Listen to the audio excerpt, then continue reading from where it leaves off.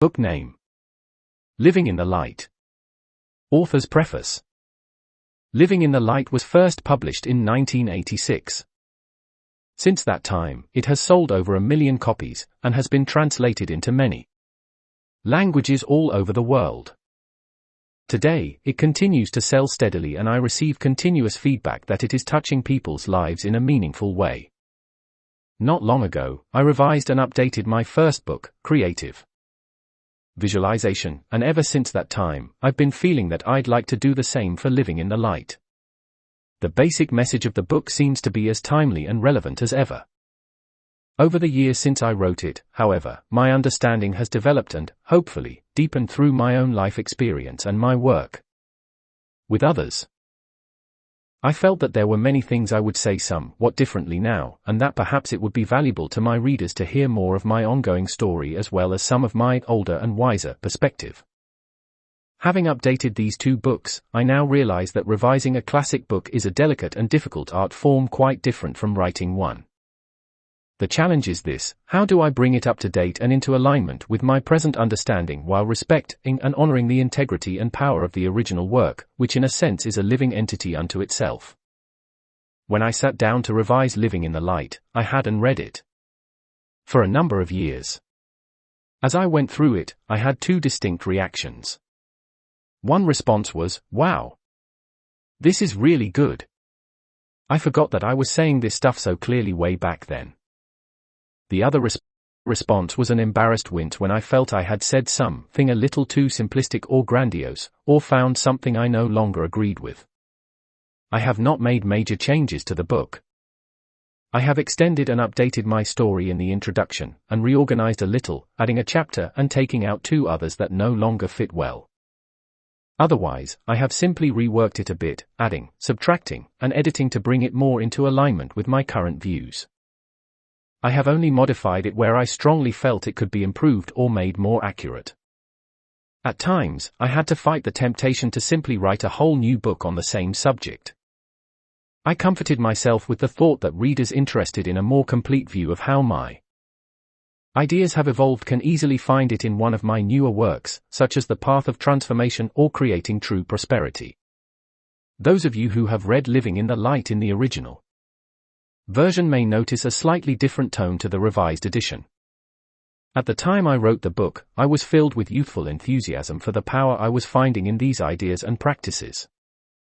A dozen years later, I'm as enthusiastic and committed to these ideas as ever, but I now have a healthy respect for the ongoing challenge of integrating them into our daily lives.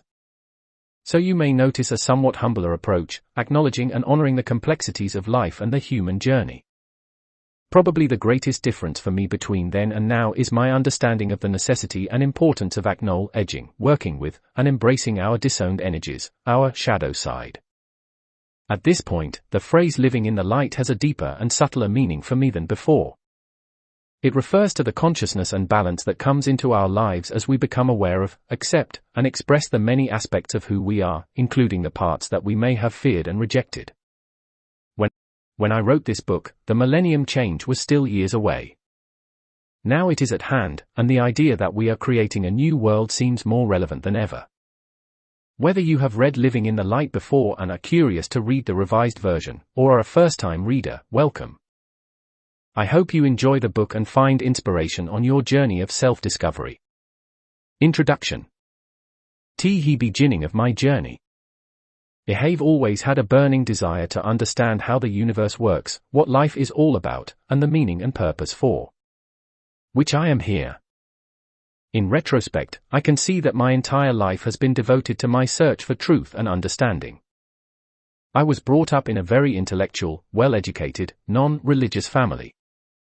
My parents were essentially atheists, and very early on, I remember having the attitude that a belief in God was a human fabrication, a fantasy, a superstition created to help people feel better about the totally unexplained, and unexplainable, predicament we seem to find ourselves in.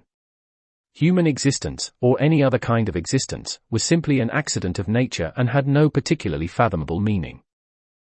I preferred to admit that I didn't know how we got here or why, rather than to adopt a simplistic explanation merely to gain a sense of security. I believed that truth was rational and anything that couldn't be proved scientifically didn't exist. I also felt somewhat condescending toward people who were weak enough to have to make up a God to believe in. The positive side of this upbringing was that I didn't get a lot of the rigid dogma and deeply negative messages about right and wrong, heaven and hell, and sin that so many people receive in their early religious training. On the other hand, I had no conscious concept or experience of the spiritual dimension of life, and no answers for the questions I had about the meaning and purpose of my life. My parents really wanted a child, and were very loving to me. Unfortunately, they were unable to work out their own relationship and were divorced when I was 2 years old. Although I don't remember it clearly, I know this event had a major impact on my life and affected my later patterns in relationship. After the divorce, I lived with my mother, who never remarried or had any other children. My father did remarry, and I often visited my father and his other family. My mother developed a successful career as a city planner in the days when there were few women in that field. She dealt with the usual challenges of single parenting, trying to balance the needs of her child with the demands of her work. Being the only child of a working mother, I developed a strong sense of responsibility and self-sufficiency quite early. My mother is a very adventurous person.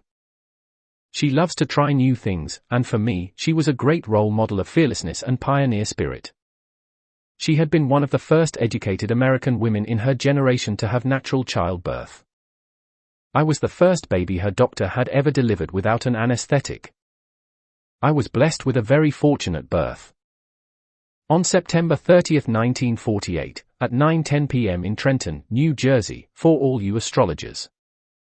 My mother loves to explore new places, and we traveled a lot when I was a child, all over the United States, to the West Indies, Mexico, Hawaii, Europe. We also moved frequently whenever my mother changed jobs. Until I was about 15, I had never lived in one place longer than 2 or 3 years. My mother's family had been Quakers, and we still used the plain language when speaking to my grandmother, saying "thee" rather than "you" for the Quakers is an acknowledgement of the God within each person. So, on a deep level, I absorbed the profound respect for spirit and concern for humanity that is woven into the fabric of the Quaker religion, which I feel had a strong influence on me later in my life. When I was 14 years old, I went through an enormous emotional crisis. Triggered initially by the collapse of my first romance, with an older man of 19, I was sure no one would ever compare, it snowballed into a deep and long-lasting existential despair. I took a long hard look at life and recognized that there was really no point or meaning to it. I could see that all the things that were supposed to provide significance in life, education, success, relationships, money, were in themselves ephemeral, meaningless, and empty. There didn't seem to be anything else to fill the void. I was deeply disillusioned and depressed, and basically remained in that state for several years. In retrospect, I can see that I was going through an experience that all of us must pass through at one time or another, or many times, what mystics call the piercing of the veil of illusion. It's the point where we begin to recognize that our physical world is not the ultimate reality, and we turn inward to discover the spiritual aspect of our existence. At these times, we usually feel, emotionally, that we are hitting bottom, but as we actually hit bottom, it's as if we fall through a trapdoor into a new place, the inner realm of the soul, where we can begin to explore our connection to life in a whole new way. When we can face our fears and move through such a dark night of the soul, we are greeted by the dawn of a profound new adventure. New experiences. Over the next few years, I began to have new experiences, openings, a growing awareness that did not fit into my former rational framework. In college, I studied psychology and got involved in some encounter groups and sensitivity training groups that, in addition to allowing me to release old emotional pain, led me to new feelings of love, joy, and oneness with all. I studied dance and discovered that when I was dancing, I would often have an exhilarating feeling, as if some higher force had taken over and was moving me in an abandoned and thrilling way. I had always been interested in Eastern philosophy, so I read books about Buddhism and Hinduism. I practiced yoga and meditation and found that they helped me feel more centered, relaxed, and in tune with myself. After graduating from college, I spent 2 years traveling around the world, living for several months in India, where I gained a deep awareness of the Eastern mystical tradition. My travels were a powerful experience for me because with little money and no real plans, I lived by following my intuition. I had set off originally for a vacation in Italy and ended up making a 2-year journey around the world. I learned that I could live happily with virtually no possessions and move safely into unknown places. This was one of my earliest experiences of the synergistic things that happen when we trust our inner guidance and follow the flow of our energy. Getting conscious. When I returned to the United States, I was hooked on something called consciousness. I couldn't have defined what it was, but I knew that I wanted more of it and that for me, nothing else mattered as much as my process of personal growth. I felt that if I pursued external goals such as career, money, or relationships, they would ultimately feel empty, whereas if I devoted myself to my own development, I would ultimately have the things that my heart desired, such as loving relationships, meaningful work, and a sense of abundance, and that it would all come about in a more satisfying way. I was motivated not only by my yearning to find greater fulfillment in my own life, but by a strong desire to make a contribution toward positive change in the world and in other people's healing and happiness.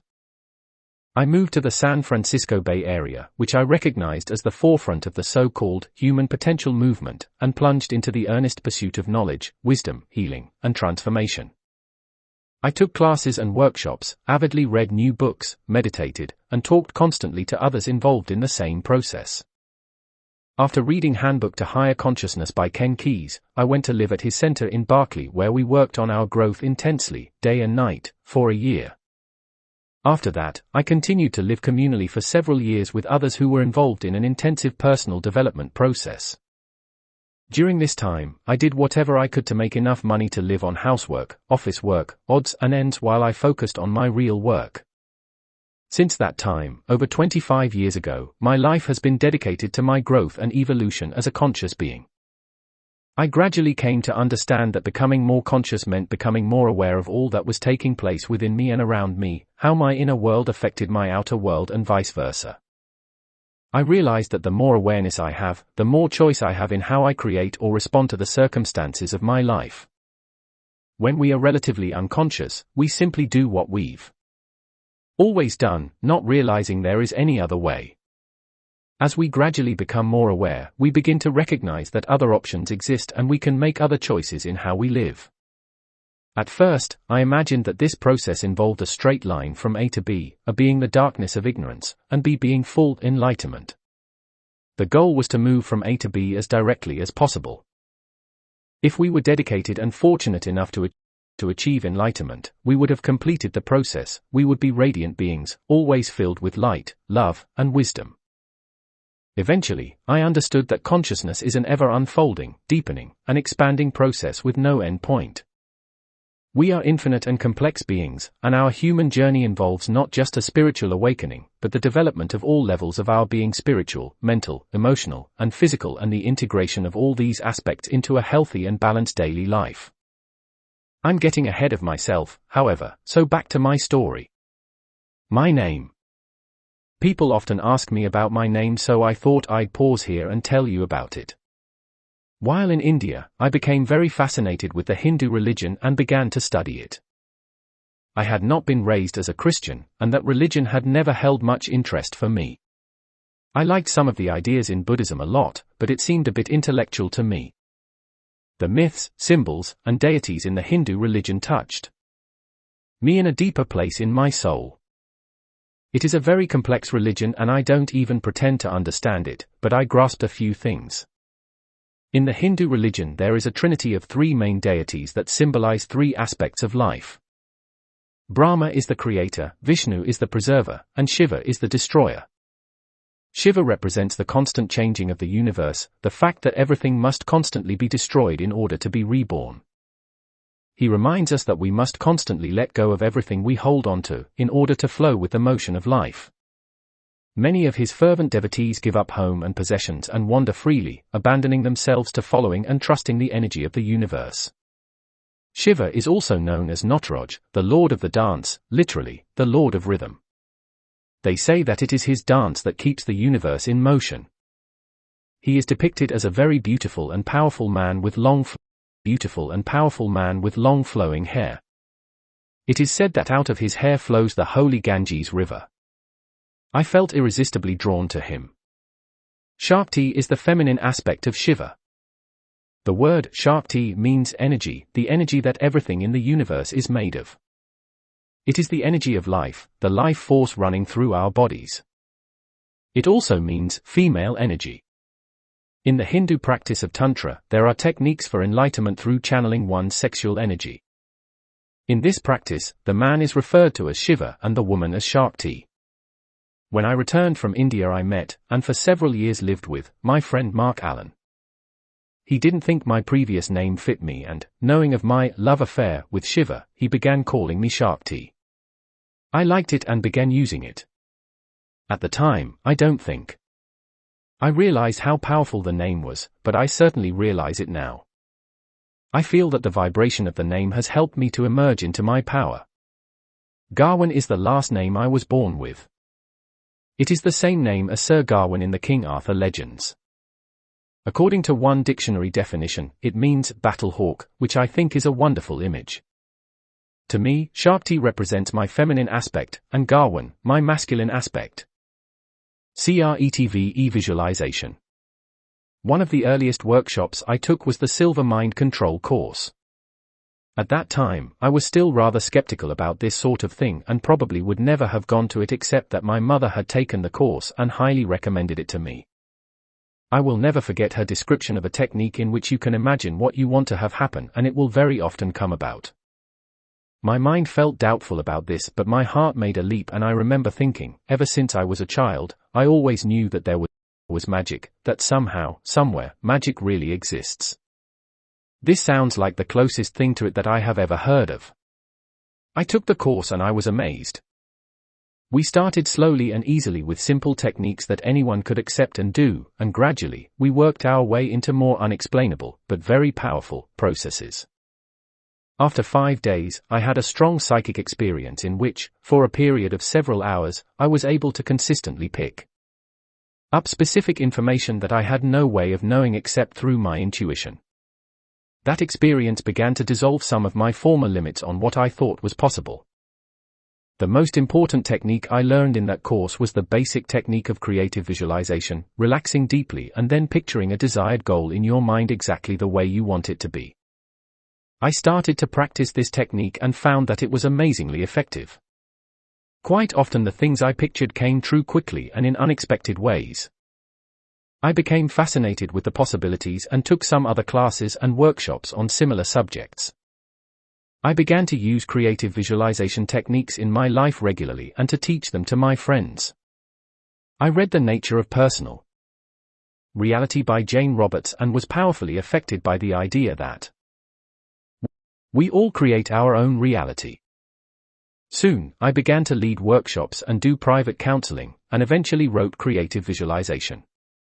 When I got the idea to write the book, I just wanted to gather all the ideas and techniques I had learned from various sources and put them down on paper in a comprehensive way. I thought I would write a little booklet I could give to friends and perhaps sell to my clients and a few interested people. As I wrote it, I was filled with self-doubt. Who am I to be writing a book like this? I'm no expert. Some force inside of me kept pushing me to do it, however, so I did. I used creative visualization techniques to help create the book. I got an artist friend to design the cover. Then, I hung the cover up on my wall and kept imagining and affirming that the book was already finished. I found writing it was fairly effortless, except for my nagging doubts, and before I knew it, it had turned into a real book that some friends and I published together. What I didn't fully realize at the time was that the book was coming from a higher creative source within me. On a personality level, I had doubts and fears, but because of my inner commitment to myself, I was willing to go ahead and follow the creative energy anyhow. Because I had a natural ability to think and write clearly, was really interested in these ideas, had a good background in the subject, and was willing to take some risks, the universe could use me as a creative channel. The publishing process was similar. My friends, Mark Allen and John Burnoff, and I knew very little about business or publishing, and had no money at all, but we had a desire to write and publish our own books. By trusting our feelings and being willing to risk acting on them, we found that we were led, step by step, in what we needed to do. We made many mistakes in the process, mostly when we didn't follow our inner guidance, and some of them were painful and extremely expensive, but eventually, we created a successful publishing company, originally named Whatever Publishing Incorporated, now called New World Library. Creative visualization has been successful far beyond any wild fantasy I might have had at the time I wrote it. Although it was never marketed or publicized in any significant way, other than through word of mouth, at the time of this writing it has sold nearly 3 million copies and has been translated into over 25 foreign languages. 20 years after its original publication in 1978, the revised edition is still selling steadily.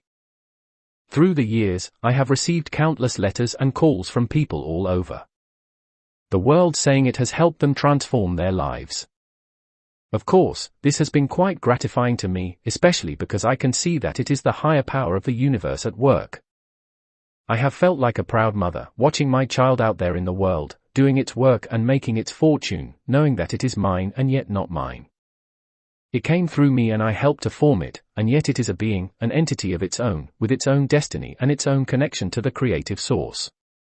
Listening to inner guidance.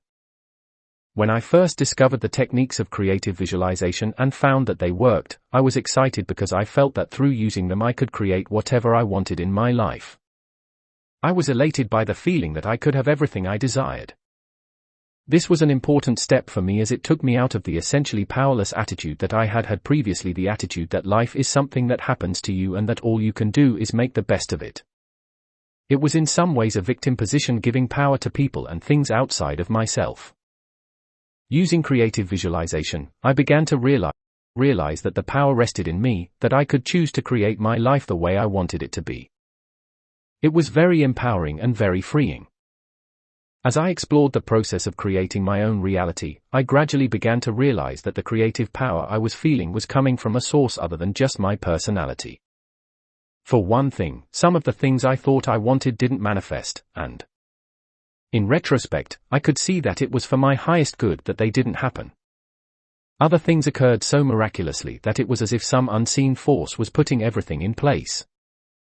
Sometimes I would have flashes of insight and awareness, or future visions, that were highly accurate and seemed to come from a source deep within myself. I became more and more interested in discovering what this creative force was all about and how it worked. I began to realize that it, my soul, or higher self, seemed to know more than I, my personality self, did about a lot of things. I saw that it would probably be smart to try to find out what that inner guidance was telling me, and follow it. Every time I did that, it seemed to work.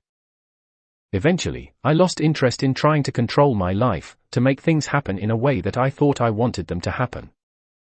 I began to practice surrendering to the higher power of the universe within me and finding out what it wanted me to do. I discovered that, in the long run, it really wasn't that different. The universe always seems to want me to have everything I truly want, and it seems to know how to guide me in creating it more effectively than I would know how to create it myself. The emphasis is different, though. Instead of figuring out what I wanted, setting goals, and trying to control what happened to me, I began to practice tuning in receptively to my intuition and acting on what it told me without always understanding why I was doing what I was doing. It was a feeling of letting go of control, surrendering, and allowing the higher power to be in charge. About this time, I met a woman named Shirley Luthman who became a very important teacher to me. She led a group each week and I began to go to it faithfully and continued to do so for 5 years. She taught me a great deal about how to trust and follow my own intuitive sense. Many of the ideas in Living in the Light, including the concept of male and female in the way I use it, were inspired by Shirley, and I am deeply grateful for what she taught me. Trusting myself. After several years with Shirley, I had to confront the fact that there were things that were happening in the group that didn't feel right to me, and that I couldn't find a way to give my input that was received. I found myself confronting the age-old problem of how to let go of the guru. I respected Shirley so much, and what I had received from her had been so valuable, that it was very difficult to face the time when I knew that I could not look to her for answers anymore.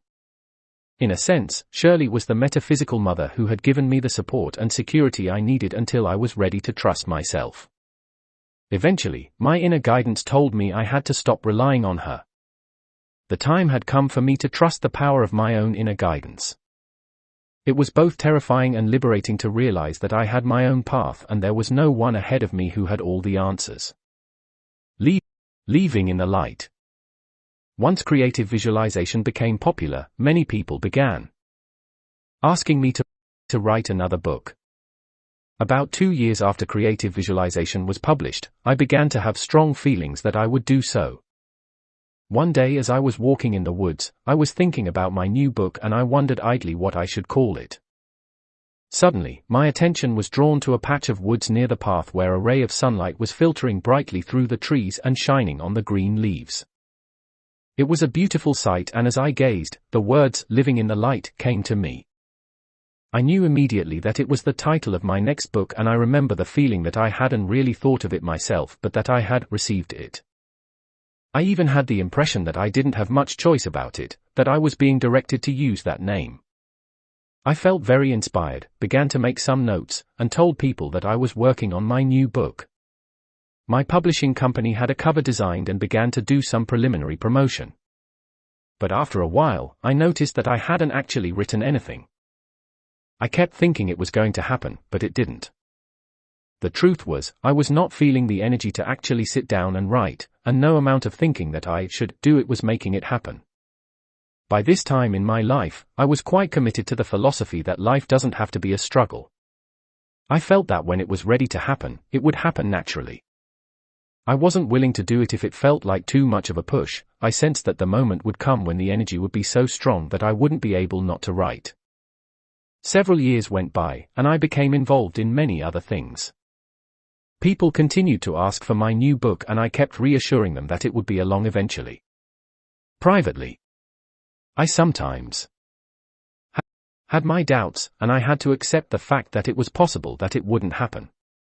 Still, I felt that it would. Writing this book was a little like being pregnant. I could feel something forming and growing inside of me, and I knew that I was creating even though nothing seemed to be happening externally. The baby would emerge when it was fully formed and ready. Finally, 7 years after the publication of Creative Visualization, the time had come to write Living in the Light. At this point in my life, I was extremely busy and had little time to devote to writing. Still, this book would not be stopped. Laurel King, a friend who had been working for me for a few years, helped me get my notes and ideas gathered together and down on paper, and contributed her own creative ideas and exercises. I found a few days or a few hours here and there to write. I was spending a lot of time flying all over the world to lead workshops, so much of Living in the Light was written on airplanes. As in writing my first book, I had to deal with fears and doubts that occasionally besieged me. This time, instead of worrying whether I had the right or credibility to share my knowledge, I had the opposite problem. With creative visualization proving to be wildly successful, I wondered whether my second book would live up to that standard, or would perhaps be a total flop. I now understood one aspect of the difficulties that can accompany fame, and the pressure that all successful creative people face to keep producing successful work. In spite of the obstacles, the book seemed to flow from that deep creative source within me. It was published in 1986, by our company, New World Library. By this time, we knew a lot more about publishing. Still, we didn't do a great deal of publicity or marketing. This book, however, seemed to have a life and a destiny of its own. Like creative visualization, it sold mainly through word of mouth. Along with creative visualization, it has become known as a classic in the field of personal growth. Naturally, I am very pleased by the fact that Living in the Light has reached so many people and encouraged them in their personal growth process. Some of my most precious moments have been when someone approaches me at a workshop and tells me, with tears in their eyes, that this book has been like a good friend to them, helping them through a particularly dark or challenging time in their life. I feel so grateful that the universe has guided me on a path where, by sharing my own learning process, I have been able to make a contribution to other people's lives. My journée continues. Meanwhile, the success of my second book had made me busier than ever. I was spending most of my time leading workshops. I had found that passing along to others what I was learning was a very important and challenging part of my own growth process. My workshops continued to evolve and change as I did, since I was always teaching what I was learning. I love working with people on deep levels of change, growth, and transformation, and I devoted myself to my work. Eventually, I found that I had become a workaholic, and my work was consuming my life. Much as I loved my career, I began to feel an increasing sense of imbalance in my life. I was great at giving to the world, but had a hard time creating enough space for receiving, so I began to burn out. I longed for more quiet time for myself and my own personal needs. Yet, I had a hard time saying no to all the exciting work opportunities that came my way. For quite some time, I had been longing to find the right man to be my partner in life. I had been visualizing him ever since I learned that technique, but somehow he hadn't shown up. I was almost always in a relationship, they were all deep learning, healing experiences for me, and all were wonderful in certain ways. For one reason or another, however, they weren't quite right for a long-term commitment. I couldn't understand why I felt so ready for a committed relationship and yet it wasn't happening for me. It took me a long time to realize that I wasn't really ready at all. In fact, I had deep conflict and ambivalence about commitment, and a lot of emotional healing to do in the area of relationships, going back to my parents' divorce, and even before that, to old family patterns. I went through a period where I devoted myself to my emotional healing process, including deep work in therapy. At this time, some wonderful teachers came into my life, a couple named Dr. Hal and Dr. Sidra Stone. They had both been therapists for many years and had developed a body of work called the psychology of selves, and a very powerful technique called voice dialogue. From the Stones' teachings, I began to understand more clearly that we all have many different energies, or selves, within us. Voice dialogue provides an amazing way to get directly in touch with these different selves, become more conscious of them, and bring them into greater balance. Through this work, I discovered many fascinating things about myself and became much more aware of what was going on inside of me. This brought me tremendous healing and growth. The Stones have a very developed understanding of the dynamics of human relationship and how our relationships mirror our consciousness. Using their work enabled me to resolve many aspects of my own relationship issues. Hal and Sidra Stone have become good friends and I consider them my mentors. I highly recommend their books, tapes, and workshops, which are listed in the recommended resources section of this book, and I have integrated their work into my own writing and workshops. After doing a great deal of deep work, I began to feel a major shift taking place within me. I was more aware than ever of the different parts of myself and I felt increasingly comfortable with all of them. I was aware of my power and independence, but also of my vulnerability and need. I felt more able to love all aspects of who I am, and more able to be with myself in a whole new way. At this point, I had a knowingness that I was ready for a commit partnership. I was still unable to use the word marriage, however. This felt very different than the experience I had had for so long of thinking I was ready. Now I sensed that my partner would be coming along soon. Less than a month later, I connected with Jim Burns, a bright, handsome, and loving man whom I had met a couple of years before but hadn't seen in the interim. Actually, I had met him because of this book. He had read Living in the Light while living in Minnesota, and came out to California to one of my workshops. To make a long and romantic story short, we fell in love and were married within a year. Being in a committed relationship has been a powerful experience of growth for me. I truly understand now that deep relationship is the clearest mirror we have, and therefore, the greatest path to consciousness. This, however, is a topic for another book. I now divide my time between our home and office in California, our beautiful home on the island of Kauai, and traveling to lead workshops around the world. I am most excited about the in-depth work that takes place in the intensive programs I conduct in Hawaii and California, and my 2-year mentoring program. The primary focus of my work now is on becoming conscious of the many different aspects of who we are, and learning to develop and express the infinite energies within us. This involves a great deal of what is often called shadow work, becoming aware of the parts of ourselves that we have denied or repressed because we feel they are unacceptable, and learning to value them and make them part of our lives. This healing work brings us into a greater and greater sense of balance and wholeness. I understand, better than ever now, that living in the light involves traveling into the darker places within ourselves, and shining the light of our consciousness into them so that we can truly love and express all that we are. On this amazing human journey of ours, the strongest guiding force we have is right within us.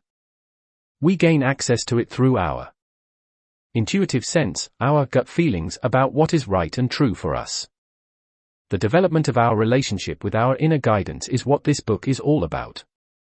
May it serve you well. Part 1. The Principles. Chapter 1. A New Way of Life. We are living in a very exciting and powerful time. On the deepest level of consciousness, a radical transformation is taking place. As the evolution of human consciousness gains greater and greater momentum, we are being challenged, on a planetary level, to let go of our present way of life and create a new one. In a sense, our old world is dying, and a new world is coming into being. For many of us, the old world was based on an external focus. Having lost our fundamental spiritual connection, we have believed that the material world is the only reality. Thus, feeling essentially lost, empty, and alone, we have continually attempted to find happiness and fulfillment through external things, money, material possessions, relationships, work, fame, food, drugs, and so on. The new world is being built as we open to the higher power of the universe within us and consciously allow that creative energy to move through us. As each of us connects with our inner spiritual awareness, we learn that the creative power of the universe is inside of us. We also learn that we can create our own experience of reality and take responsibility for doing so. The change begins within each individual, but as more and more individuals are transformed, the mass consciousness is increasingly affected. My observation that a profound transformation of consciousness is taking place in our world at this time is based on the changes I see within myself, those around me, and in our society. It is affirmed by feedback I receive from thousands of people I work with all over the world. Living in the light is about this transformation of consciousness, within each individual and in the world. My use of the terms old world and new world throughout the book refer to the old way of living that we are relinquishing, and the new one that we are creating. For many people, this time may be distressing, because the world situation and/or our personal lives may seem to be going from bad to worse. It's as if many things are falling apart and will continue to do so with even greater intensity, but on the deepest level, I do not feel this is negative. It is upsetting to us to the degree that we are emotionally attached to our old way of living and steadfastly follow old patterns, rather than trying to open our eyes to the profound changes that are occurring. Paradoxical as it may seem, these changes are the greatest blessing that any of us could possibly imagine. The truth is that the way of life that we have been following for centuries no longer works. While appropriate for its time, it cannot take us where we need and desire to go. The focus on materialism and the external world was necessary in a time when our primary challenge was physical survival. Our patriarchal values and the traditional roles of men and women may have been necessary in order to ensure the protection of our families for a certain period of time in our evolutionary process. At this time, many human beings, and other species as well, on the earth are still struggling for physical survival. Yet there are an increasing number of us who no longer have to be preoccupied primarily with sheer survival. We have the opportunity, and thus the responsibility, to begin looking for deeper fulfillment on spiritual, mental, and emotional levels. We are searching for greater meaning and purpose in our lives, and for ways to live more responsibly and harmoniously on our planet. While some people throughout history have led relatively meaningful and satisfying lives, I'm afraid that most of us have never found the fulfillment that we have yearned for. Our cultural conditioning has not given us the tools to develop a healthy connection with our inner realms of soul, intuition, and feeling, and to integrate them with our external world. In a way, it's as if we've been in school for our entire lives, receiving an education that teaches the exact opposite of the way the universe actually functions. We try to make things work as we've been taught, and we may even enjoy some degree of success, but for most of us things never seem to work out as well as we had hoped. That perfect relationship never materializes, or if it does, it soon sours or fades away. Or it may seem as though there is never quite enough money, we never feel truly secure or abundant. Perhaps we don't get the appreciation, recognition, or success that we want. Even if we do achieve some of these things, we still may suffer from a vague sense that there must be something more, some deeper meaning. Some of us may actually connect with that deeper meaning and feel increasingly fulfilled and expanded by a growing spiritual awareness. Nevertheless, there are stubborn and sometimes puzzling old patterns and areas of life where we experience great pain and confusion. Thus, our first task in building the new world is to admit that our life education has not necessarily taught us a satisfying way to live. We must learn a way of life that is very different from the way we approached things before. This may not be easy for us, and it will take time, commitment, and courage. Therefore, it's very important to be compassionate with ourselves, to continually remind ourselves what a tremendous task we are undertaking. It will not be accomplished overnight, in fact, it is a lifelong process. Just as a baby learns to walk by falling down repeatedly, we must remember that we are babies in the new world. We will learn by making lots of mistakes, and often we may feel ignorant, frightened, or unsure of ourselves. But we would not get angry at a baby every time he fell down. If we did, he'd probably never learn to walk with full confidence and power, so we must try not to criticize ourselves if we are not able to live and express ourselves as fully as we wish immediately. We are now learning to live more fully in accordance with the laws of the universe. We are challenged to explore all aspects of our human experience and to develop all levels of our being, the spiritual, mental, and emotional as well as the physical. As we do this work, we experience an increasing sense of wholeness, empowerment, aliveness, and a feeling of being on purpose in our lives. So, although letting go of the old world may seem difficult at times, it is well worth the commitment and hard work it takes to gradually make this transition into the new world. Meditation. Sit or lie down, relax, close your eyes, and take a few deep breaths. As you exhale, imagine that you are letting go of everything that you don't want or need. Easily, without effort, let any frustrations, tiredness, or worries melt away. This is a time to release an old way of life that no longer works for you. Imagine that your old ways, your old patterns, and all the obstacles to achieving what you truly want are gently dissolved and leaving your body with each breath.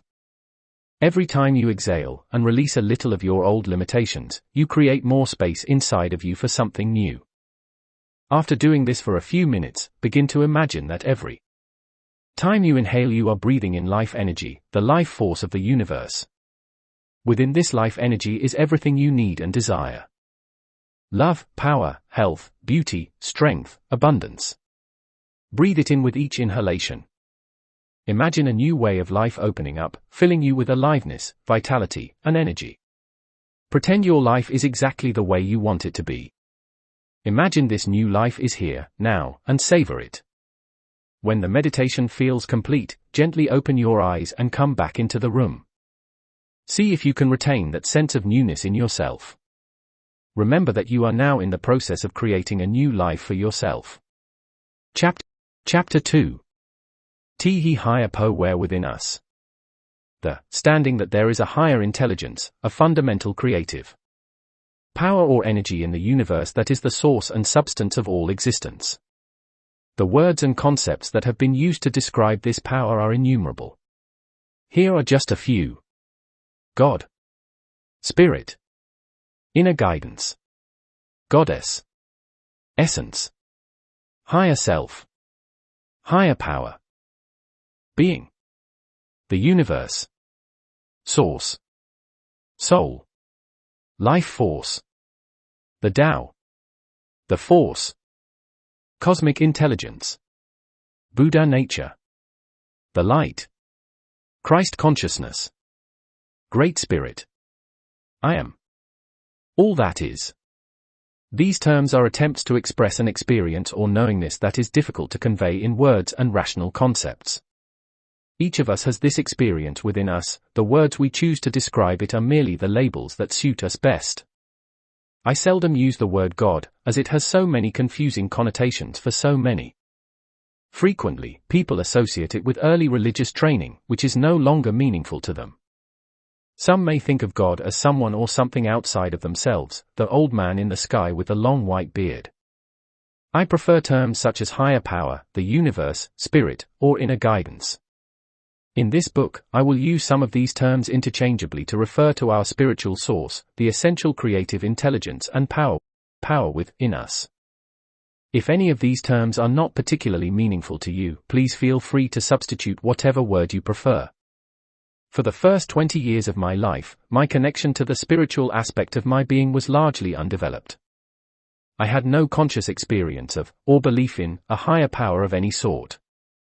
I have had to move through many levels of doubt, skepticism, disbelief, and fear in order to arrive at the great trust one now have in the higher power of the universe that is within me and within everyone and everything that exists. I have not accepted anything on blind faith, so in a sense I have had to prove everything to myself through my life experiences. As I've learned to place my trust in the higher power of the universe and to live in accordance with universal principles, the changes I have felt and seen in my life are truly miraculous. Those of you who have felt deep spiritual awareness throughout your lives already have a solid foundation to build upon. For those of you who have felt spiritually disconnected as I have, I hope my words will support and encourage you to find this inner connection for yourself. There is no specific way to do this, everyone's experience is different. If this is something that you desire, ask within yourself that you be guided into an experience of your own spiritual nature. This may take some time, but if you desire it, it will happen. The words and exercises in this book may help you with this. The universe has both personal and impersonal aspects. As I surrender and trust more, I find my relationship with this higher power becoming more personal. I can sometimes sense a presence within me, guiding me, loving me, teaching me, encouraging me. In this personal aspect, the universe can be teacher, guide, friend, mother, father, lover, creative genius, or fairy godmother. In other words, many of my needs and desires can be fulfilled through this inner connection. I often find the most powerful communion with the universe when I am alone, especially out in nature.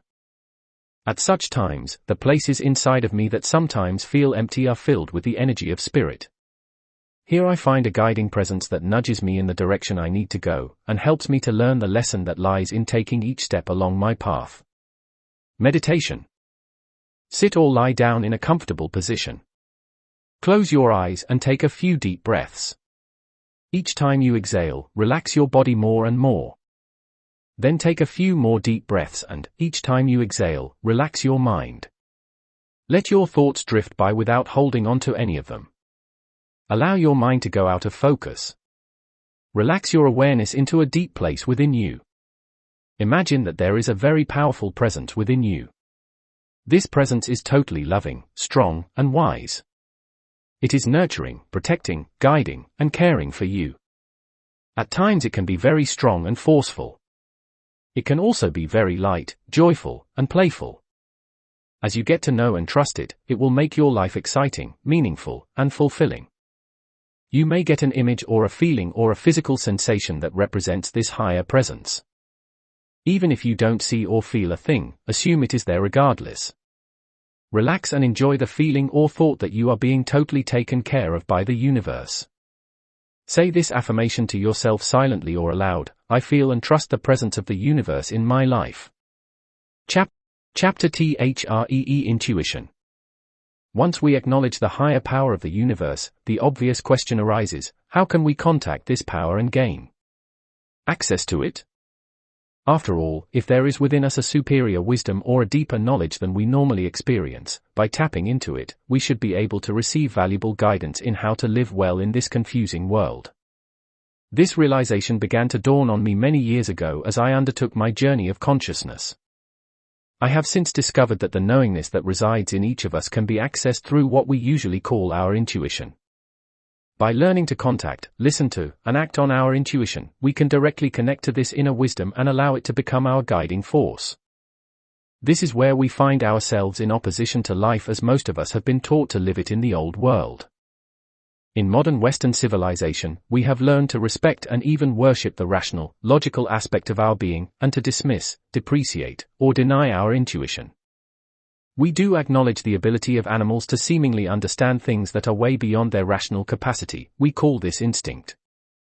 But it's a mystery that defies logical explanation, so we shrug our shoulders and dismiss it as something vastly inferior to the magnificent human ability to reason. Our culture's entire value system is firmly based on the belief that the rational principle is superior and, in fact, constitutes the highest truth. The Western scientific tradition has become our religion. We are taught from a young age to try to be reasonable, logical, and consistent, to avoid emotional, irrational behavior, and to suppress our feelings. At best, feelings and emotions are considered foolish, weak, and bothersome. At worst, we fear they may threaten the very fabric of civilized society. Our established religious institutions often support this fear of the intuitive, non-rational self. Once based on a deep awareness of the universal spiritual principle in every being, many religions only pay lip service to that idea now. Instead, they seek to control the behavior of their devotees, using elaborate rule structures purported to save people from their deep, irrational, and basically sinful natures. And according to many psychological disciplines, the dark and dangerous instinctual nature of man must be controlled. From this perspective, it is only the rational part of us that is capable of harnessing this mysterious force and channeling it into healthy, constructive modes. In our worship of the rational and fear of the non-rational, we deny not only our emotions and our instinctual energies such as sexuality and aggression, but also our natural intuitive sense, which is meant to be a primary guiding force in our lives. Generally, less technically developed societies approach life with a deep awareness of, and respect for, the intuitive element of existence. Every moment of their daily lives is guided by a strong sense of connection with the creative force. However, it is their very lack of technical development that has contributed to their gradual destruction or subversion by modern civilization. Two examples relevant to most Americans are the Native American and African cultures. Both of these groups were devastated by their contact with European American culture. However, a deep curiosity, respect, and appreciation for Native Americans has begun to surface in our awareness in recent years. And the African culture, forcibly brought to this continent, has probably done more than any other culture to keep the intuitive power alive in our country through its strong and soulful connection to spirit. In human evolution, it seems that as our rational capacity has evolved, we've grown increasingly fearful of the other aspects of our natures. We've attempted to control these dark forces by creating authoritative rule structures that define right and wrong, good and bad, and appropriate and inappropriate behavior in a very heavy-handed way. We justify this rigid approach to life by blaming everything on non-rational nature, from our personal emotional dramas to social ills such as drug and alcohol addiction, crime, violence, and war. The truth is that all aspects of our being are integral, important, and valuable parts of us. The more we distrust and suppress these energies, the more likely they are to eventually burst out in distorted ways. In other words, our problems are not necessarily caused by our emotional, non-rational nature running wild and uncontrolled. Instead, both personal and social problems are more likely to be the result of fear and the suppression of our emotions, instinctual nature, and intuition. In this book, we are focusing on how we can reclaim the power of our intuitive sense. Once we accept the reality of a higher power that is channeled to us through our intuition, it becomes clear that many of our personal problems and the ills of the world are actually caused by not following our intuition. Our rational mind is like a computer. It processes the input it receives and calculates logical conclusions based on this information. The rational mind is finite, it can only compute the input it has received directly. In other words, our rational minds can only operate on the basis of the direct experience each of us has had in this lifetime. The intuitive mind, on the other hand, seems to have access to an infinite supply of information. It appears to be able to tap into a deep storehouse of knowledge and wisdom, the universal mind. It is also able to sort out this information and supply us with exactly what we need, when we need it. Though the message may come through a bit at a time, if we learn to follow this supply of information piece by piece, the necessary course of action will be revealed. As we learn to rely on this guidance, life takes on a flowing, effortless quality. Our life, feelings, and actions interweave harmoniously with those of others around us. It is as if each of us played a unique instrument in a huge symphony orchestra, conducted by a universal intelligence. If we play our part without regard for the conductor's direction or the rest of the orchestra, we will have total chaos.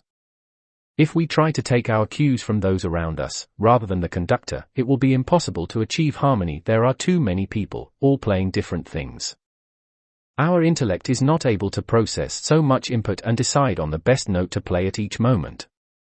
However, if we watch the conductor and follow his direction, we can experience the joy of playing our unique part, which can be heard and appreciated by everyone, and at the same time experience ourselves as part of a greater harmonious whole. When we apply this analogy to our lives, we see that most of us have never realized a conductor was present. We have lived the best we can, using only our intellect to understand our lives, to figure out the best course of action. If we are honest with ourselves, we will readily admit that we are not making great music under the guidance of our rational mind alone.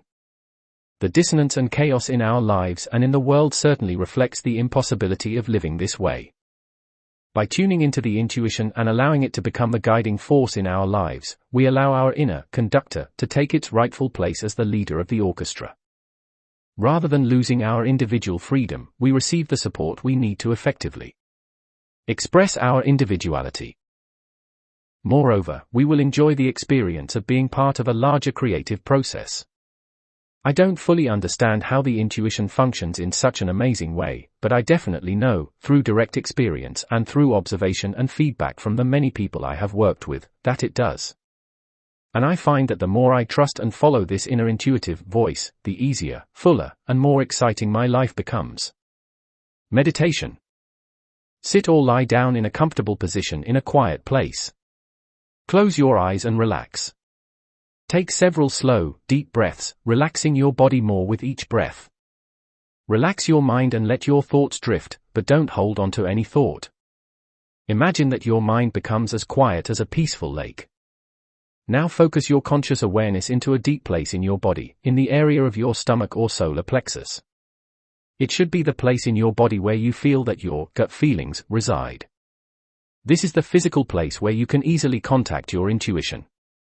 Imagine that you have a wise being living inside there. You might have an image of what this wise being looks like, or you might just sense that it is there. This wise being is really a part of you, your intuitive self. You can communicate with it by silently talking to it, making requests, or asking questions. Then relax, don't think too hard with your rational mind, and be open to receiving the answers. The answers are usually very simple, they relate to the present moment, not the past or future, and they feel right. If you don't receive an immediate answer, let go and go about your life.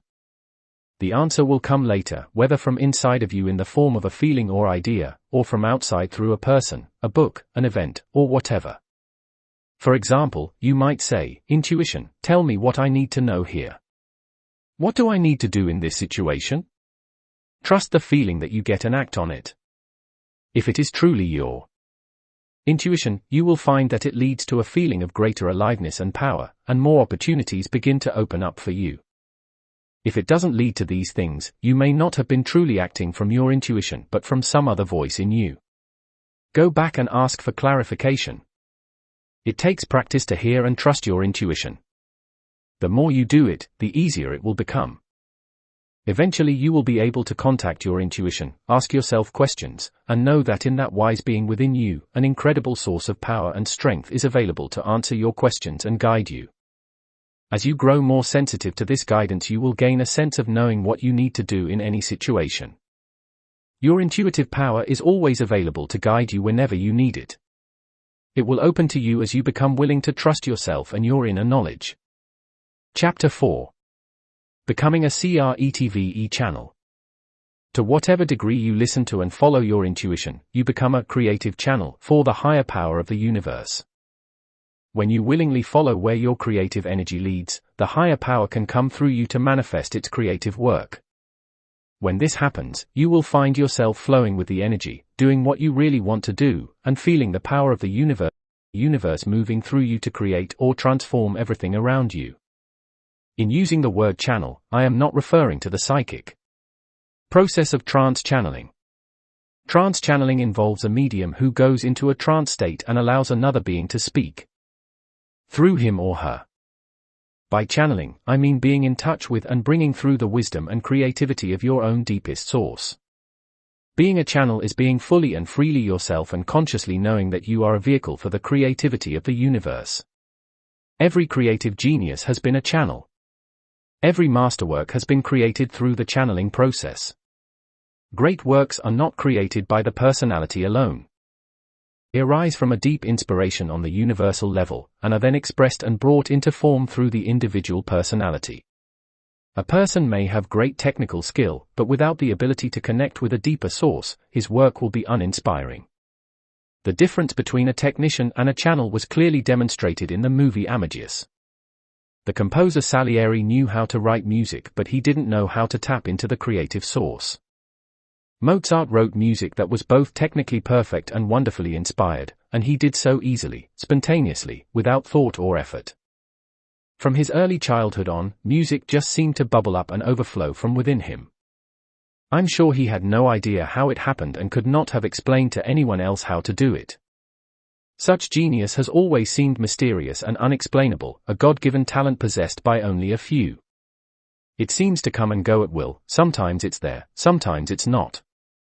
Because of this, many creative people fear their talent will suddenly disappear. They don't know how they got it, so they have no idea how to recover it if it vanishes. Creative people often function as channels in only one area of their lives, such as one of the arts, science, or business, and may have no idea how to do it in other areas of their lives. Thus, their lives can be terribly out of balance. See the section on highly intuitive people in the chapter on trusting intuition. This is one reason why we often equate genius with emotional instability. I believe we are all geniuses, each in our own unique way. We will discover the nature of our particular genius when we stop trying to conform to our own or other people's models, learn to be ourselves, and allow our natural channel to open. Through trusting and acting on our intuition, it's possible to bring our natural creative inspiration into every moment, in every area of our lives. When I speak of a channel, I have an image of a long round pipe with energy flowing through it. It's somewhat like the pipe in a pipe organ, with the music coming through. This channel image has three important features. 1. It is open and unobstructed inside so that the energy can move through freely. 2. It has a definite physical form, a structure surrounds the open space so that the energy is directed in a particular way. Without this structure, the energy would be free-floating, without any focus. 3. It has a power source, something that moves energy through the channel. In a pipe organ, the power source, the organ, sends energy through the open pipes. The particular combination of open space inside each pipe and the structure, the size and shape of the pipe, causes a certain note to be sounded. The power source is the same for all the pipes, and the energy moving through them is the same, but because each one is a different shape, each one makes a unique sound. We can think of ourselves as channels similar to these pipes. We have a common power source, the universal life force, and the same creative energy flows through each of us. Our body and personality form the structure that determines the unique direction and function of each of us as a channel. It is up to us to keep our channel open and clear and to build and maintain a strong, healthy, beautiful-bodied personality structure as a vehicle for our creative energy. We can do this by constantly tuning in, asking where the energy wants to go, and moving with it. A strong body personality structure is not created by following anybody else's rules or good ideas about what you should eat, how you should exercise, or anything else. It is created primarily by trusting your intuition and learning to follow its direction. When deciding what to eat, how to exercise, or anything else, gather information from reliable sources, then check in with yourself to see what feels intuitively right for you, and do your best to follow your own inner guidance. Most of us have had occasional experiences of trusting our intuition and having things work out in amazing ways. The following true story is a good example of this. A few years ago, my editor, Becky, had achieved what many people think of as the American dream. She had a husband and daughter, a good job, money in the bank, and owned her own home. Yet she felt an emptiness inside. She felt an inner prompting to leave her job and pursue a career in publishing.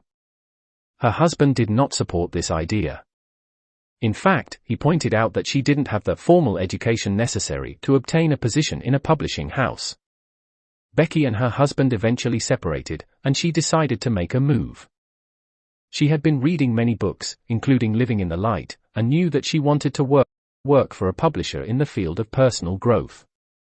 Her intuitive feeling was that she needed to move to Northern California. It was the most difficult and courageous step she had ever taken. She found herself in a new community with no friends, no job, and no money. She had no luck, at first, obtaining a publishing job, and so she looked for any kind of work that would enable her to survive.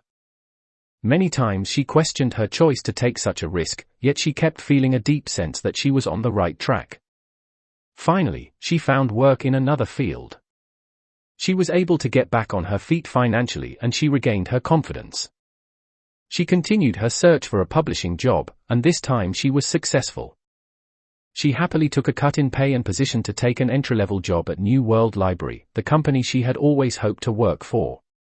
Finally, she felt she was at home. As of this writing, Becky has been with New World Library for 6 years. She has her dream job as the editorial director.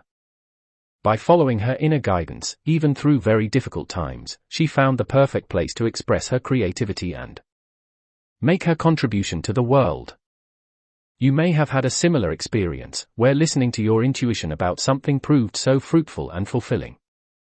If so, the next step is to become more conscious of the process so you can recognize when you are following the flow of energy, as opposed to blocking, fighting, or trying to control it. The more willing you are to surrender to the energy within you, the more power can flow through you. I know most of us have had experiences at certain times when we felt life energy, wisdom, and power flow through us, when we have felt momentarily enlightened. We have a brief moment of clarity and power and then it goes away again. When it goes away, we feel lost and unsure of ourselves. The more you practice trusting and following your intuition, the more consistently you will feel that sense of flow. At these times you may find yourself right where you want to be at every moment. You'll be where the energy is the greatest for you, doing what you want to do, and watching miracles being accomplished. Your energy may have a transformational effect on others, as well. As you strengthen the commitment to trusting yourself, everything in your life may change. At first, as you begin to let go of your old patterns, it may appear that things in your life are falling apart. You may find that you have to let go of certain things you've been attached to. Some relationships in your life may dissolve or simply fizzle out from lack of energy. Old pastimes may no longer interest you. You may even lose your job or decide to leave it. Of course, these changes can be upsetting and frightening. Over time, however, you will find that this is all part of the transformation you are going through. As you learn to be true to yourself, you will find that you attract people, work, and other circumstances that reflect your evolution and development. Maintaining your focus. In order to live fully and creatively, it's important to stay focused on following your own energy. This focus allows your channel to remain open to the energy flowing through. It's so easy to lose your focus, to get lost in other people, external goals, and desires. And the problem is, we do exactly that, we lose our connection with ourselves. As long as we are overly focused on the outside, there will always be an empty, hungry, lost place inside that needs to be filled. If I'm in love with someone and begin to think of him as my source of joy, then I lose myself. I have to remind myself that the source of joy and love is already within me, that I am experiencing love externally only because it is inside me. I try to keep the focus on the universe within and at the same time feel the universe coming through my lover to me. For me, it's a constant discipline to remember to go back inside to connect with my intuition. I'll remind myself regularly during the day to do this. If I find myself getting lost in my outer activities, I'll check back inside to see if I'm being true to my feelings. This keeps the flow of the universe moving through me. As we learn to pay attention to our intuitive feelings, follow our own energy and live our truth, we find that we feel more and more of the life force moving through us. That feeling of greater aliveness is so wonderful that it becomes our major focus and source of fulfillment. We feel less attached to the externals of our lives. Whether or not things go as we have planned seems less important when we feel that our satisfaction is coming primarily from sustaining our connection to our own life energy. Ironically, when we stay true to ourselves in this way, the externals of our lives reflect our inner integrity. We attract to us and create around us exactly what our hearts and souls truly desire. Leaving as a channel. Channeling works in two ways: energy either flows through you to others, or from others to you. For example, as I write my book, I focus on the energy flowing from the universe through me to others. Then, when people say to me, "I just love your books, they've changed my life," I am conscious of appreciation coming from them to me, and through me, back to the universal source. As you become increasingly conscious of the flow of life moving through you and through everything and everyone else, your body will become capable of channeling more energy. The more energy you are willing to receive, the more you'll be able to give. To become a clear channel for the universe presents the highest challenge and offers the greatest potential joy and fulfillment. For every human being. Being a channel means living fully and passionately in the world, having deep relationships, playing, working, creating, enjoying money and material possessions, being yourself, yet maintaining your profound connection with the power of the universe within you, learning and growing from every experience that you have. Then you can watch the universe create through you, it can use you to do its work. Living as a channel is an ongoing learning process that's available to anyone who is willing to make the inner commitment. Group channeling. As we develop the ability to trust and follow our intuition, we learn to open and strengthen our individual channel so we can bring more power, creativity, and love through us. When we come together in a relationship or in a group, each individual channel becomes part of a bigger channel. A group channel is created that is more powerful than any of us can be individually. When many bodies and minds are willing to surrender, open up, and grow, these combined energies create a very strong, open structure that allows a lot more energy to come through from the universe. The process intensifies tremendously and everyone gets a powerful boost from the energy, which is capable of pushing each of us to the next level of our growth. Even though we may all be in somewhat different places and going through different things, each person receives the inspiration, the support, the push, or whatever is needed to enable them to take the next step on their journey. A group channel can open us up to a deeper level of awareness, and in the process, we share more of ourselves and find that we are healed of things that have held us back. This is one reason I love teaching workshops and working with groups. My friends call me an energy junkie because I'm always attracted to situations where the energy is most intense and expansive. I love the way my personal growth process is accelerated by the intensification that happens in groups. I have found that in leading a group, I usually need to start with a certain amount of structure and take responsibility to clearly maintain the leader position. As the group continues, I can let go of the structure more and gradually allow the spontaneous energy of the group to take over. As everyone surrenders and opens up, the group channel is formed. This process can be confusing and chaotic at times because, as the leader, I am no longer in control in the usual sense of the word. It can arouse my fears and everyone else's, but I find that when I'm willing to move through the fears, something powerful and beautiful emerges through the group channel. The universe leads us into new places and new discoveries that we would not have had an opportunity to experience if we had stayed within a more formal structure. I find the process of group channeling very exciting and rewarding. In a sense, everyone living on this planet is a part of a gigantic group channel, the mass consciousness of humanity. This world, as it is now, is the creation of the group channel. As each one of us, individually, surrenders to the power of the universe and allows that power to transform and enlighten us, the group channel is affected accordingly. The mass consciousness becomes more and more evolved. This is how I see our world being transformed. Meditation. Sit or lie down in a comfortable position. Close your eyes. Take a deep breath and relax your body. Take another deep breath and relax your mind.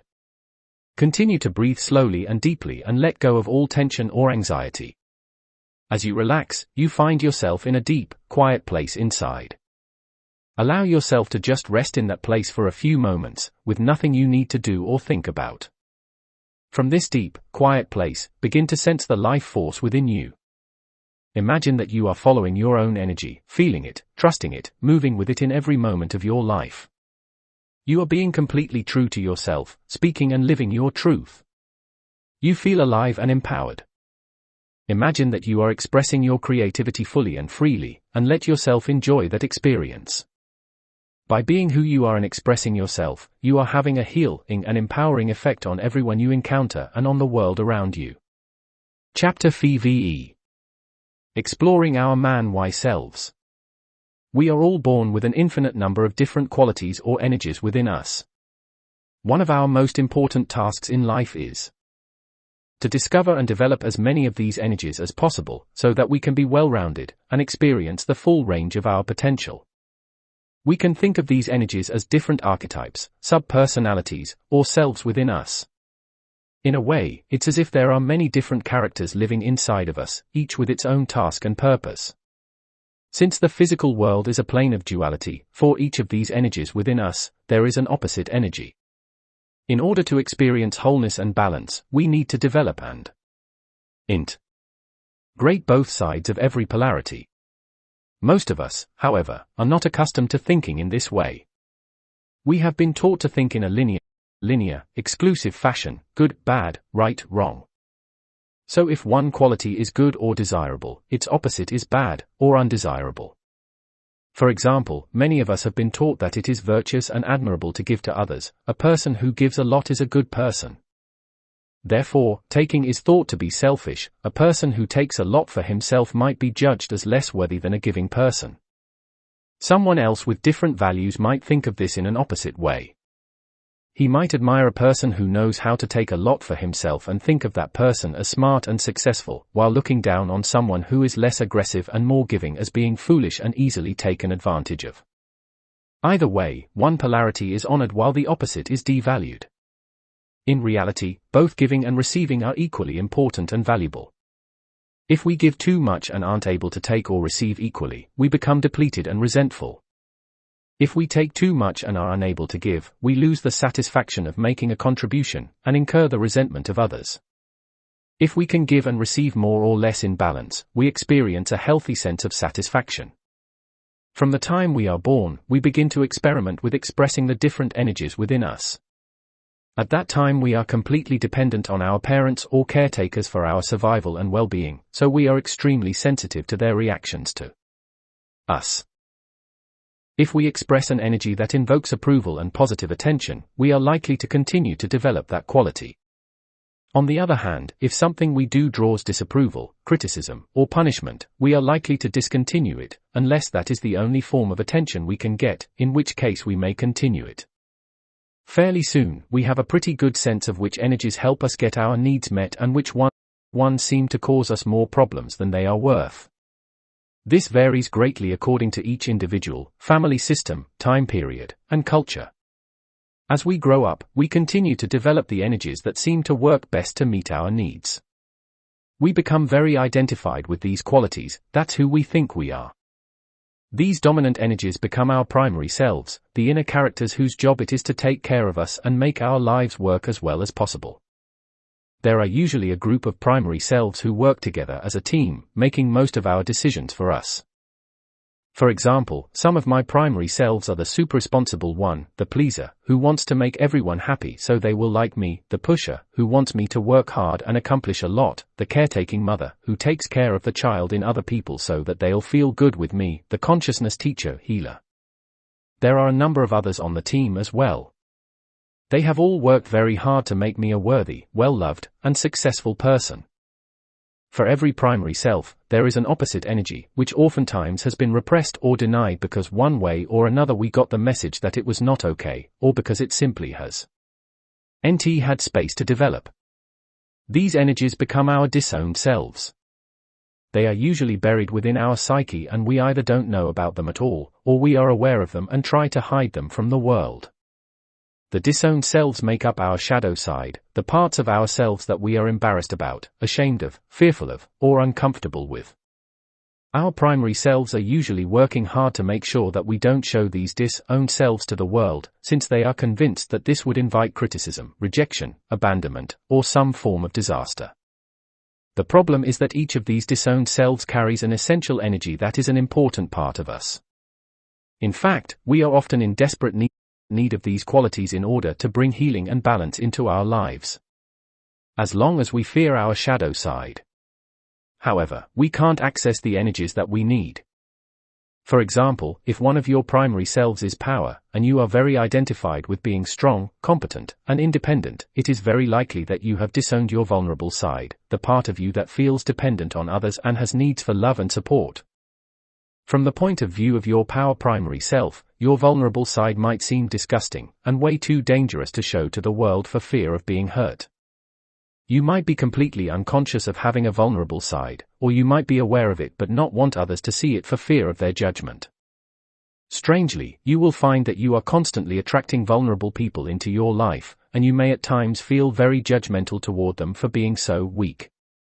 Believe it or not, you need to consciously accept and own your vulnerable side.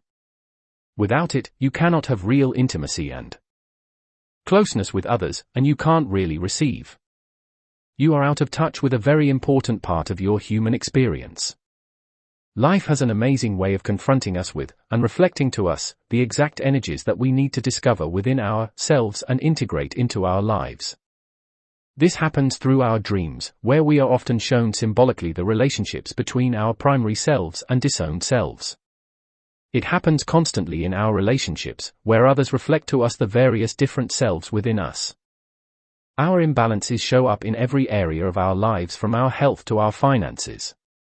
How do we become conscious of the many selves within and bring them into balance in our lives? The first and most important step is to begin to recognize and become aware of our primary selves. What qualities and energies are you most identified with? Can you begin to notice the selves within you that automatically make most of your decisions and run your life? We want to honor and appreciate our primary selves for how much they've done for us, while separating a bit from being totally identified with them. As soon as we become conscious of them as energies within us rather than who we are beginning to develop what is called aware ego. Aware ego is the ability to recognize and hold all the different selves within us, so that we can have conscious choice about which ones we bring through at any given moment. Once we have some awareness in relation to our primary selves, the disowned selves start to come forth. The primary selves usually remain our strongest qualities, but we begin to feel more balanced and our lives begin to work better as we begin to integrate the energy from previously disowned selves. The disidentification with the primary selves, the development of aware ego, and the acknowledging of the disowned selves is a gradual process that happens over a lifetime. Every step we take in this process, however, can make a big difference in our lives. Our intuitive wisdom is one of the energies or selves within us. If we were encouraged to trust our intuition at an early age, or had an intuitive parent figure as an early role model, our intuition may be a primary self. Since our culture tends to deny or devalue the intuitive function, however, for most of us it is a disowned or relatively underdeveloped self, while rationality is usually one of the primary selves. If rationality is a primary self, and intuition is disowned, in order to get in touch with our inner guidance, we may need to separate from over-identification with our rational side. We do this by recognizing it as one aspect of who we are, and beginning to notice how it operates in our lives. Once we become more aware of it in this way, we are no longer so identified with it, and we can begin to have more conscious choice about how and when we use it. This creates space to explore our intuitive side as well. If intuition is a primary self, we may have difficulty thinking logically or dealing with practical matters in a grounded way. In this case, we may need to develop our rational, practical side in order to ground our intuition in the physical world. Owning our shadow side. There is a simple universal principle: everything in the universe wants to be accepted. All aspects of creation want to be loved, appreciated, and included. So, any quality or energy that you are not allowing yourself to experience or express will keep coming up inside of you or around you until you recognize it as a part of you, until you accept it and integrate it into your personality and your life. Many people who are involved in personal growth become very identified with the energies and qualities that they think of as being spiritual, peaceful, loving, giving, and so on. In attempting to develop these aspects of themselves, they often deny and disown other aspects that they consider to be unspiritual: aggression, assertiveness, gut-level honesty, human vulnerability. Unfortunately, this simply creates a huge shadow side within them, which contributes to the collective shadow of denied energies in our world. For some, it can be quite shocking to realize that if we over-identify with peace and love, and disown our inner warrior, we are not contributing to world peace. Quite the opposite, in fact. If we don't own our inner warrior and channel him in a constructive way in our lives, he retreats into the shadows of our individual and collective psyche, and actually contributes to the perpetuation of war on our planet. If we truly want inner peace and world peace, we must do the difficult but fascinating work of owning and appreciating all aspects of who we are, truly making peace with ourselves. Real consciousness involves holding both sides of any polarity, not identifying with one. Exploring and embracing our darkness is the only way we can truly live in the light. Meditation.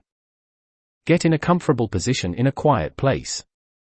Bring to mind one of your main personality characteristics or primary selves. Get a sense in your body of how that energy feels. Now imagine an opposite energy, which may be disowned or less developed in you. Imagine what that energy would feel like. What would be the positive benefits of developing more ability to contact that energy?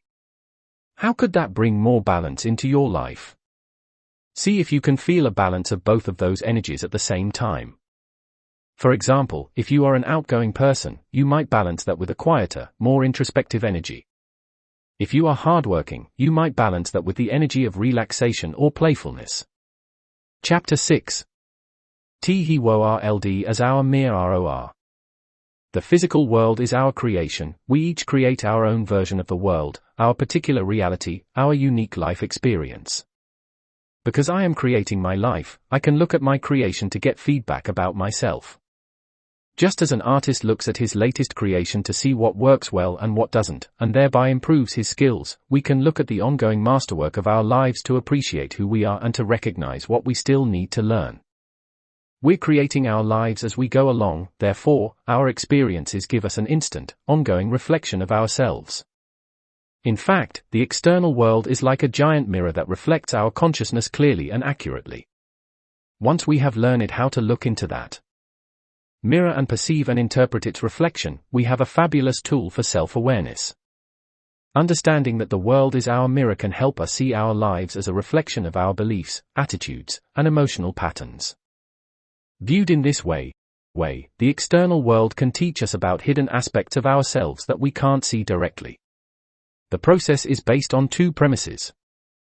1. I assume that everything in my life is my reflection, my creation. There are no accidents or events that are unrelated to me.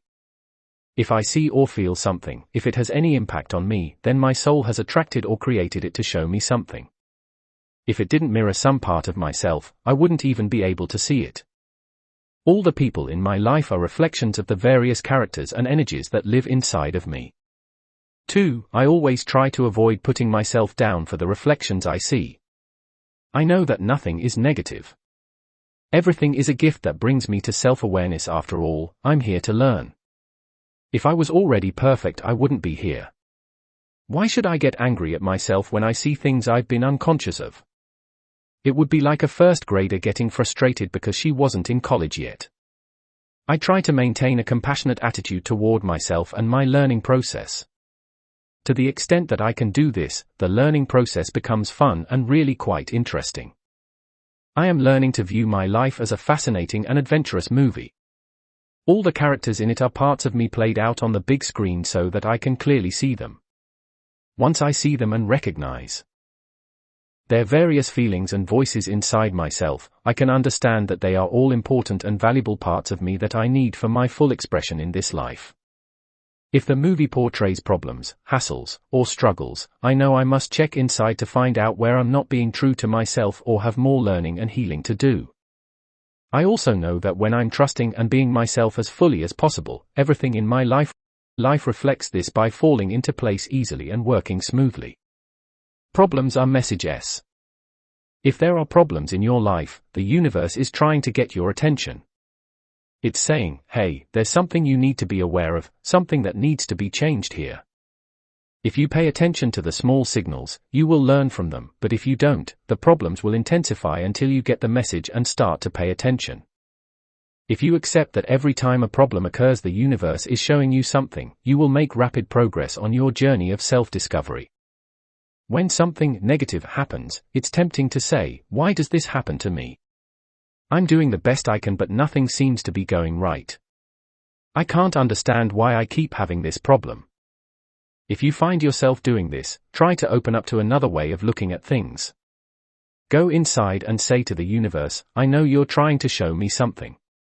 Help me understand what it is." After you do this, let go of focusing on it, and go about your life, but stay open to the message that will be coming through. It may come in the form of an inner feeling or awareness, some words from a friend, or something unexpected that happens to you. The message may come through immediately or it may take quite a while. One of my clients was fired, quite unexpectedly, over 2 years ago. At first, he was devastated, but after a few months of getting his bearings, he went into business on his own. His business is now doing very well, but it was only a few weeks ago that he understood the message that his firing reflected. As he was talking to a friend about working for other people, he suddenly realized that the firing incident was trying to tell him that he was ready to be in business for himself, rather than working for other people. For him, this realization not only affirmed his present course in life, but it also finally resolved the sense of failure about being fired that had lingered with him since the incident. Interpreting the reflection. The trickiest part of using the mirror process is learning how to interpret the reflection you see. Once you do get a message, but you're not quite sure what it is, how do you find out? It will not help to overanalyze or obsess about it with your rational mind. It is far more effective to turn to your intuitive self, to ask the universe for help. Simply sit quietly, take a few deep breaths, and focus your awareness within to the wise part of you that is in touch with the wisdom of the universe. Ask this part, either silently or out loud, for guidance or help in understanding the message. As you tune into your gut feelings and get a sense of what feels right in the moment, act on this feeling. After acting on the feeling, try to be aware of the external and internal feedback from your actions. The external feedback is how well things work. Do things seem to fall into place and work easily? Then you're surely in tune with your inner guidance. If you're struggling to do something that doesn't happen easily, it's a message to let go and check back in to find out what you really want to be doing. Internal feedback will come to you as feelings. If you feel empowered, more alive, then it's right. The ultimate key is aliveness. The more the universe moves through you, the more alive you feel. Conversely, every time you don't follow your inner guidance you feel a loss of energy, loss of power, a sense of spiritual or emotional deadness. In being true to yourself you will feel more alive, but you may also feel uncomfortable. This is because you are risking change. As you undergo certain changes, you may experience various intense emotions such as fear, grief, or anger. Allow these emotions expression. After all, your inner guidance has to move through years of accumulated unconsciousness, denial, doubt, and fear. So let your feelings come up and wash through. You are being cleaned out and healed. At times like this, it is very important to have emotional support and a safe place to explore your feelings and do your healing process. If possible, I recommend finding a good therapist or support group, an environment where you are encouraged and supported in experiencing your own feelings and needs, expressing yourself honestly, and trusting your own sense of what's right for you. When you are growing and changing rapidly, your inner doubts and fears will often be reflected in the reactions of those around you. If your friends and family question or judge the changes in you, recognize that they are simply mirroring the doubting, fearful voices in you, such as, "What if I'm doing the wrong thing? Can I really trust this process?" Respond to such feedback from others in whatever way you feel is appropriate. Reassure them, ignore them, argue with them, whatever. The important thing is to recognize that you are really dealing with your own inner fears. The conflicts you may experience with others are mirroring the conflicts within yourself, between the parts of you that want to grow and change, and those that feel safer to do things the way you've always done them. Affirm that you are learning to trust yourself more and more. You will be amazed to see how frequently others will begin to mirror your increasing self-trust and confidence by responding to you with trust and confidence. Here are some ways that the mirror of life reflects us. If you judge and criticize yourself, others will judge and criticize you. If you hurt yourself, others will hurt you. If you lie to yourself, others will lie to you. If you are irresponsible to yourself, others will be irresponsible in relation to you. If you blame yourself, others will blame you. If you do violence to yourself emotionally, others will do violence to you emotionally, or even physically. If you don't listen to your feelings, no one will listen to your feelings. If you love yourself, others will love you. If you respect yourself, others will respect you. If you trust yourself, others will trust you. If you are honest with yourself, others will be honest with you. If you are gentle and compassionate with yourself, others will treat you with compassion. If you appreciate yourself, others will appreciate you. If you honor yourself, others will honor you. If you enjoy yourself, others will enjoy you. Changing old patterns. It's very important to realize that you may not be able to change your old patterns overnight. Sometimes things seem to change rapidly, once you've recognized the message, but sometimes it seems like you keep doing the same thing and getting the same unpleasant results long after you feel you know better. It takes time for the personality to change its habits, so you may have to watch the same old movie repeat itself a few more times. If you feel your progress is too slow, ask the universe for help. And reach out for human help as well, by finding a therapist or support group. Change happens not by trying to make yourself change, but by becoming conscious of what's not working. You can then ask your higher self for help in releasing the old and bringing in the new pattern. Remember, the darkest hour is just before the dawn. Change often occurs just when you've given up, or when you least expect it. Using the mirror or process. In using the world as your mirror, you must deal with the external realities of your life in whatever way you need to handle them. But as soon as possible, before, during, or after you deal with the externals, check inside to find out what is being shown to you. For example, if someone is angry at you and blames or criticizes you, you may need to say to them, "Stop blaming me. I don't want to hear your judgments and criticisms of me. If you can talk about your own feelings, I'll be glad to listen, but if you keep attacking me, I'm going to leave." If they take more responsibility for their feelings, for example, "I felt hurt and angry when you didn't call me yesterday," then you will probably be able to continue the conversation on a more productive level. If they continue to blame you and focus on your faults, you may need to support yourself by walking out of the room and refusing to continue the conversation until they stop their attack. Either way, you have handled the external situation. Now, as soon as you get a chance, check inside yourself and ask, "I wonder what this person's anger is mirroring in me?"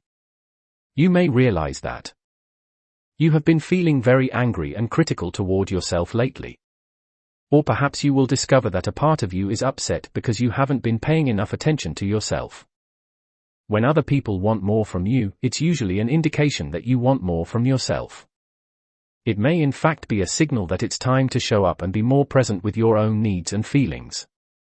Interestingly, other people in our lives often start feeling better when we become more present with ourselves. A friend of mine discovered that her boyfriend had been seeing another woman and lying to her about it. She was very hurt and angry, particularly to discover the dishonesty. They had a long talk in which she was able to express her feelings to him. Then she took some time alone for a while to sort things out on her own. When she was alone, she asked herself, "Is there some way I'm lying to myself, some way I'm not being totally truthful and honest with myself, that would cause me to attract a dishonest man?" She let go of thinking about it and went to work. By the end of the day she realized she had often felt this man was not fully present with her, was not being real with her. But in the past, she had denied and covered up these feelings because she was afraid to confront him with what she felt and intuitively knew. Thus, she effectively lied to herself and supported him in his deceptions as well. She realized this was a lesson in learning to trust her feelings more and to have the courage to express and support them. She started to do this more with her boyfriend, and they eventually worked out a more honest, communicative relationship. She might also have chosen not to continue the relationship. What matters is that she received the gift from it, learning to trust and express her feelings. If you are emotionally triggered by something a person does, the two of you are probably mirrors for each other. It may appear that you have opposing viewpoints, but internally you are probably similar. One of you is acting out one side of the internal conflict, while the other plays out the other side. For example, one person may want more commitment in a relationship, while the other wants more freedom. They become extremely polarized on this issue and truly believe they want opposite things. However, if one person suddenly switches her position, the one who wanted commitment suddenly wants freedom, the other person often swings to the opposite polarity.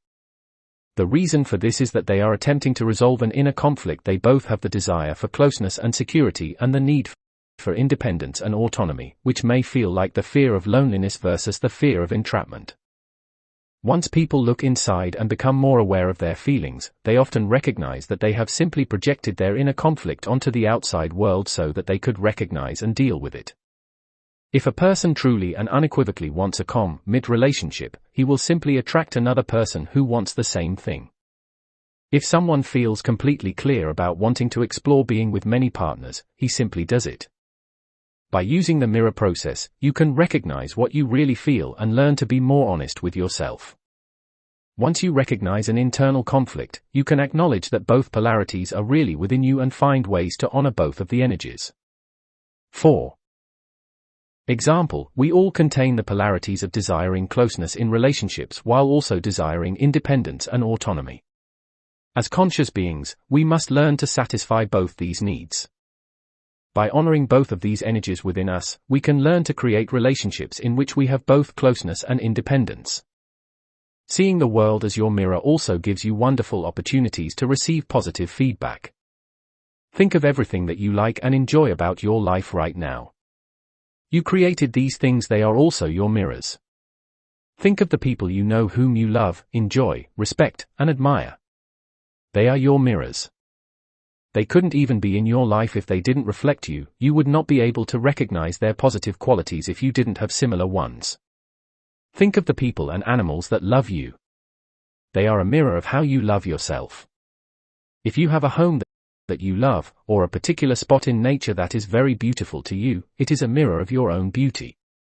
When you see beauty anywhere, it's a reflection of yourself. There are mirrors everywhere. Whoever you have a connection with is a mirror for you, and the deeper the connection, the stronger the mirror. Part of the fascination in using the mirror process is discovering who we are through these external reflections. The key is to always go back inside to discover the meaning of the reflection for you. The more you are willing to do that without either rationalizing away what you see or blaming yourself for it, the faster you can develop and express the multifaceted potential within you. Meditation. Relax and close your eyes. Take a few deep, slow breaths and move into a deep place inside of you. Bring to your mind an important person or thing in your life and ask him, her, it what it is mirroring to you. Stay open to receiving the answer, whether it comes in words, feelings, or images. It may come immediately or some time later. Exercises. 1. Think of a person you especially love and admire. List all their positive qualities. Think about how those qualities mirror you. In some cases, they may be qualities you have not fully developed in yourself. Recognize that this person is here to teach and inspire you by his or her example. 2. Make a list of the things and people in your life that you especially like. Praise and appreciate yourself for creating and attracting these mirrors. 3. Think of someone whom you judge or feel uncomfortable with. Try to figure out exactly what quality they have that you dislike. Is it possible that this is a quality within yourself that you deny or judge, and that your life could be enhanced if you made peace with, and were able to express, that part of yourself? For example, if you dislike someone who appears very selfish, they may be reflecting the disowned part of you that wants you to pay more attention to taking care of your own needs. Perhaps you are overly identified with taking care of others.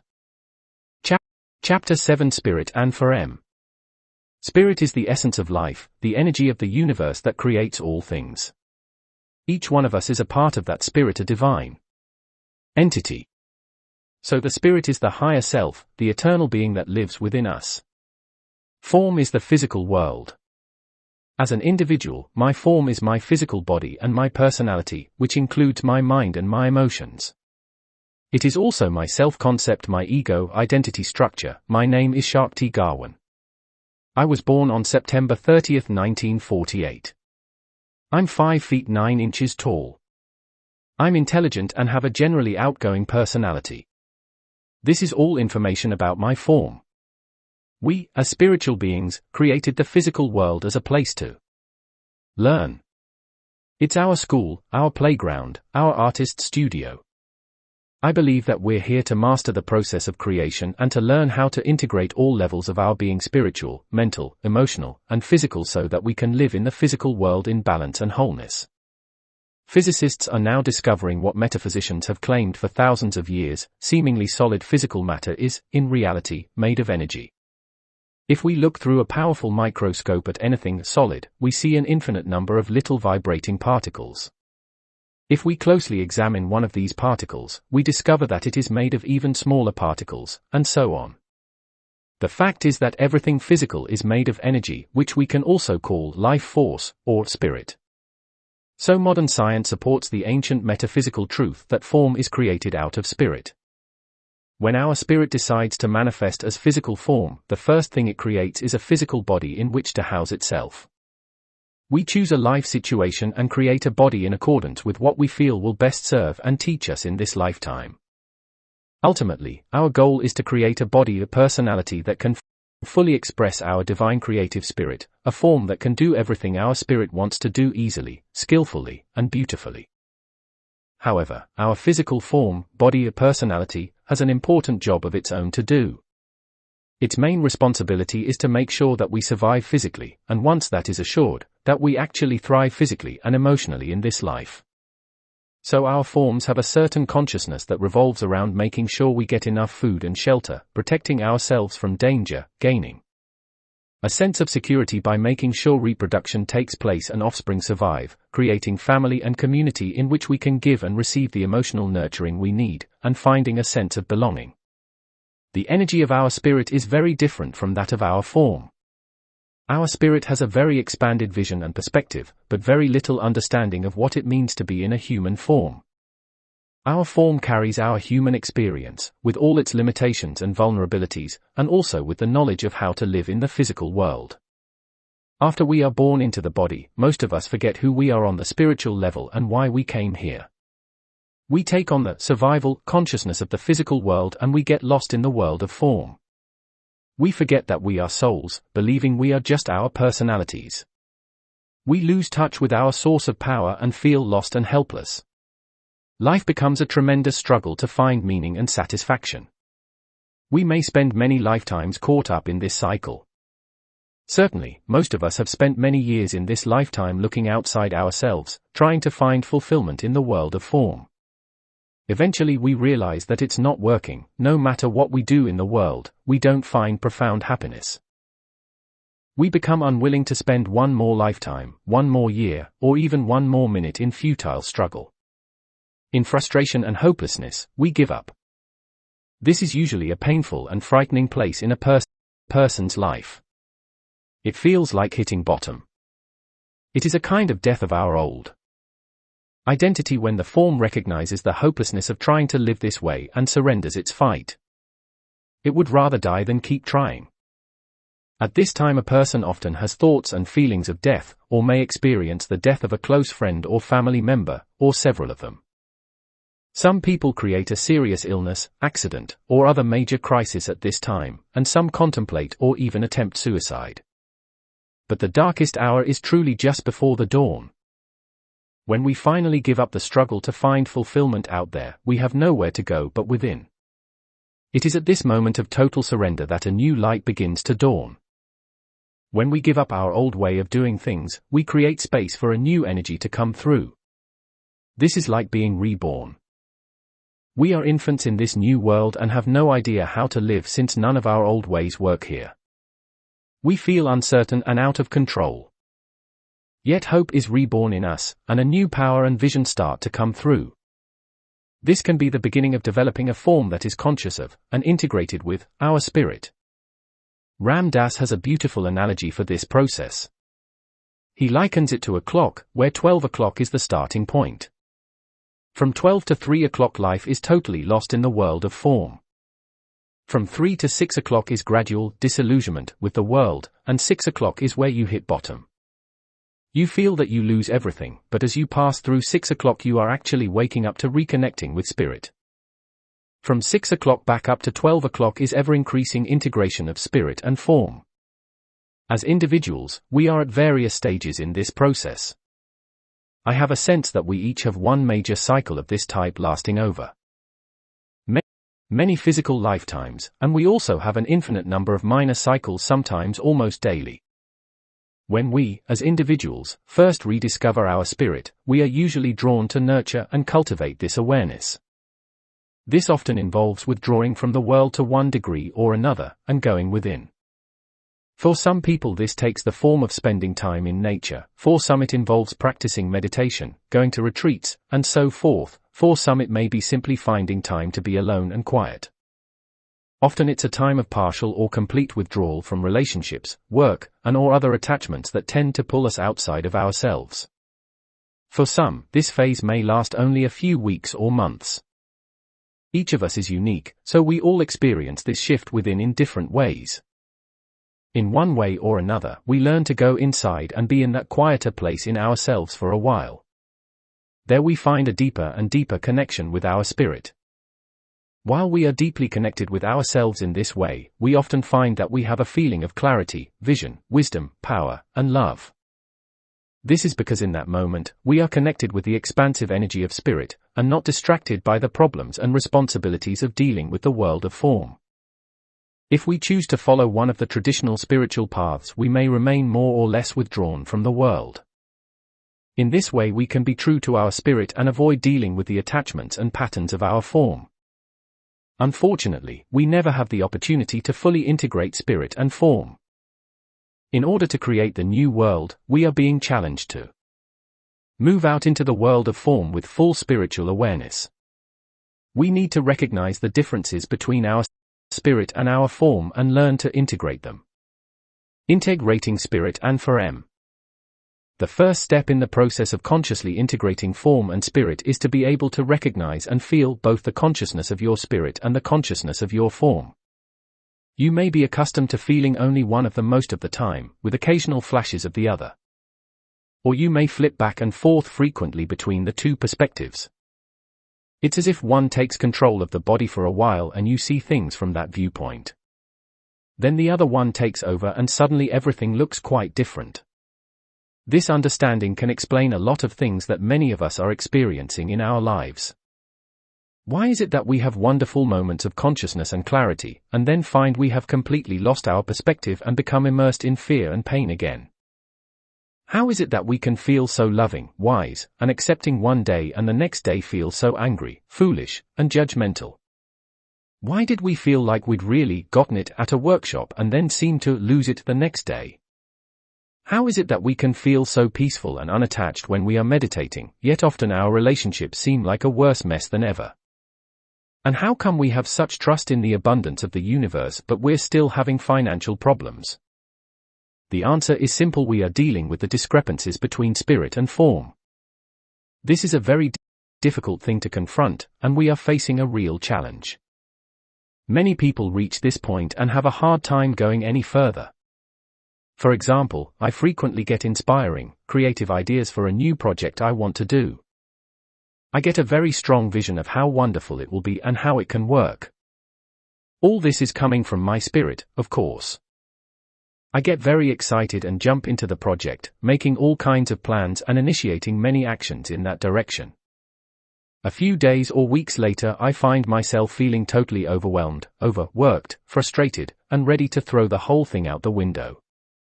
My spirit had a true vision, but I was trying to achieve it without regard to the needs of my human form. At this point I have to stop and consider what's realistic for me, then set the project aside for a while, or allow it to take longer and develop more slowly. My spirit tends to race ahead, so it has to learn to go at the pace my form can handle. The second step is to love and accept both aspects of yourself. They are both beautiful and vital parts of you. Without your spirit you wouldn't be alive, you'd only be a dead body. Without your form you wouldn't be able to be in this world, you'd be existing in some other realm of consciousness. It may be frustrating at times to see that your form can't live up to all the ideals that your spirit may have. It's important to recognize that our form has its own wisdom and the spirit can learn from the form just as the reverse is true. After all, we chose to come to this plane of existence in order to experience being human. For example, many years ago I was living with a man and we had an open relationship. In other words, we were free to be with other lovers. I had a strong spiritual ideal that I could love someone deeply and allow him to be free to follow energy he might feel with someone else, while I was free to do likewise. Sometimes I was able to do this, briefly, and I had some beautiful moments where I felt an expansive and exhilarating unconditional love. But most of the time I was overwhelmed with jealousy and emotional pain. I finally realized that my spiritual ideal simply did not fit the reality of my human feelings and needs. It became very clear to me that I could only experience the kind of emotional intimacy that I wanted in a monogamous relationship. One important key to integrating spirit and form is learning to listen to your intuition and act on it. Your inner guidance will always move you in the direction of greater balance and integration between form and spirit. Even in the process of learning to trust your inner guidance, however, you can't move faster than your form is ready to go. Here is a very important point: you cannot force your form to trust and follow intuition through will. You must allow it to educate itself through conscious observation. In other words, you can't force yourself to always follow your intuitive feelings, even though you desire to live that way. Sometimes it may seem like too big a risk, even though your spirit knows it would work out, your form is too afraid to do it. Don't push yourself past what you are ready to do. Simply observe the process. And be honest with yourself about how it feels and what happens. Then, the change will happen naturally and spontaneously.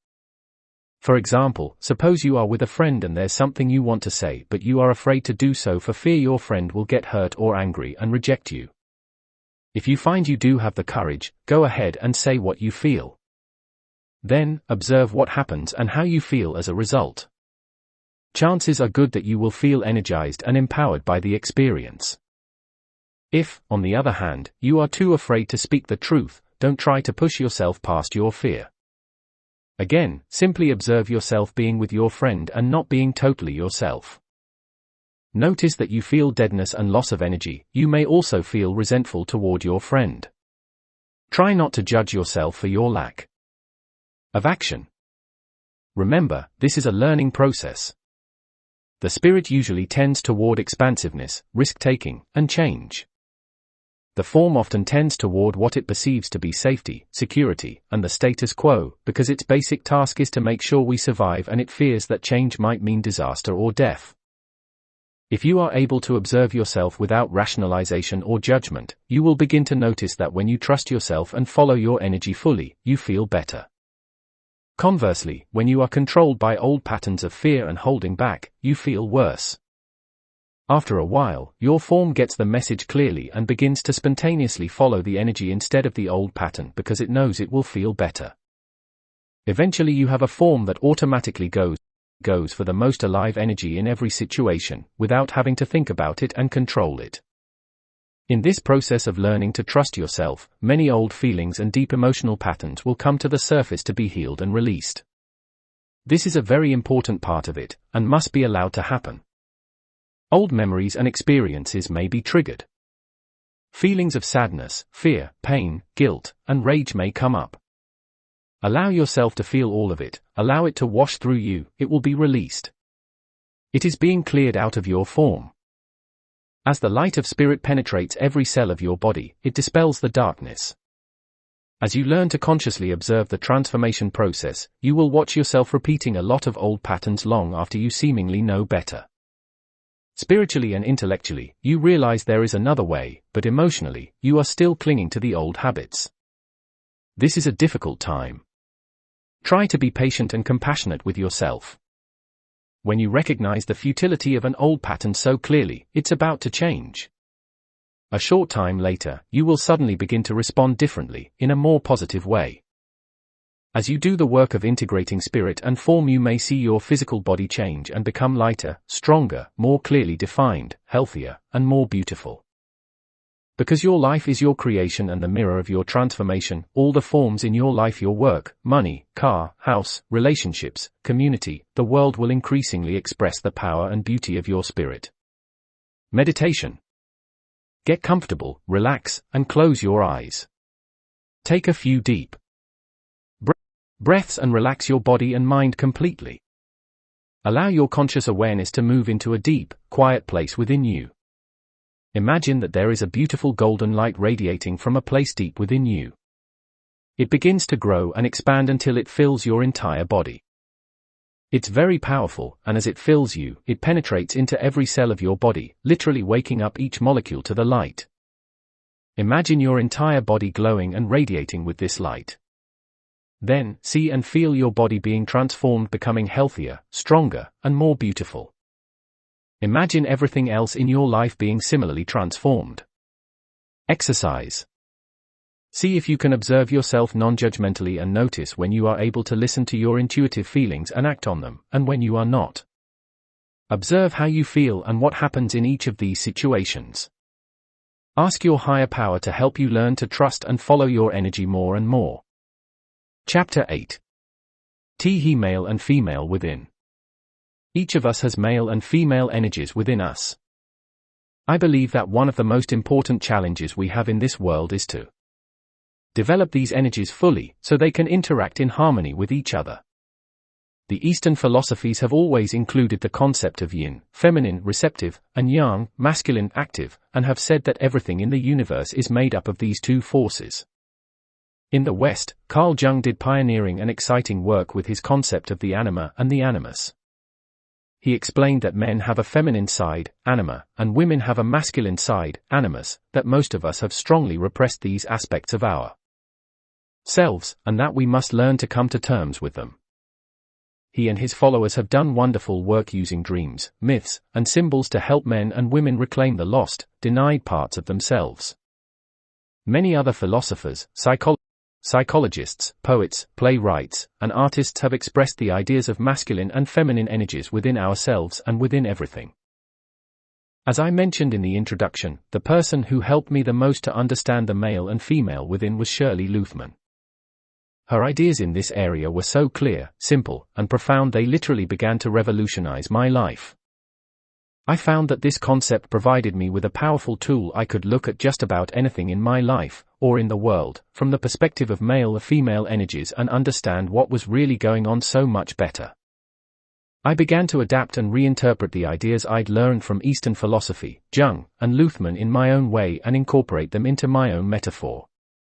I have found that wherever I go, when I start to share this metaphor with people, they really light up.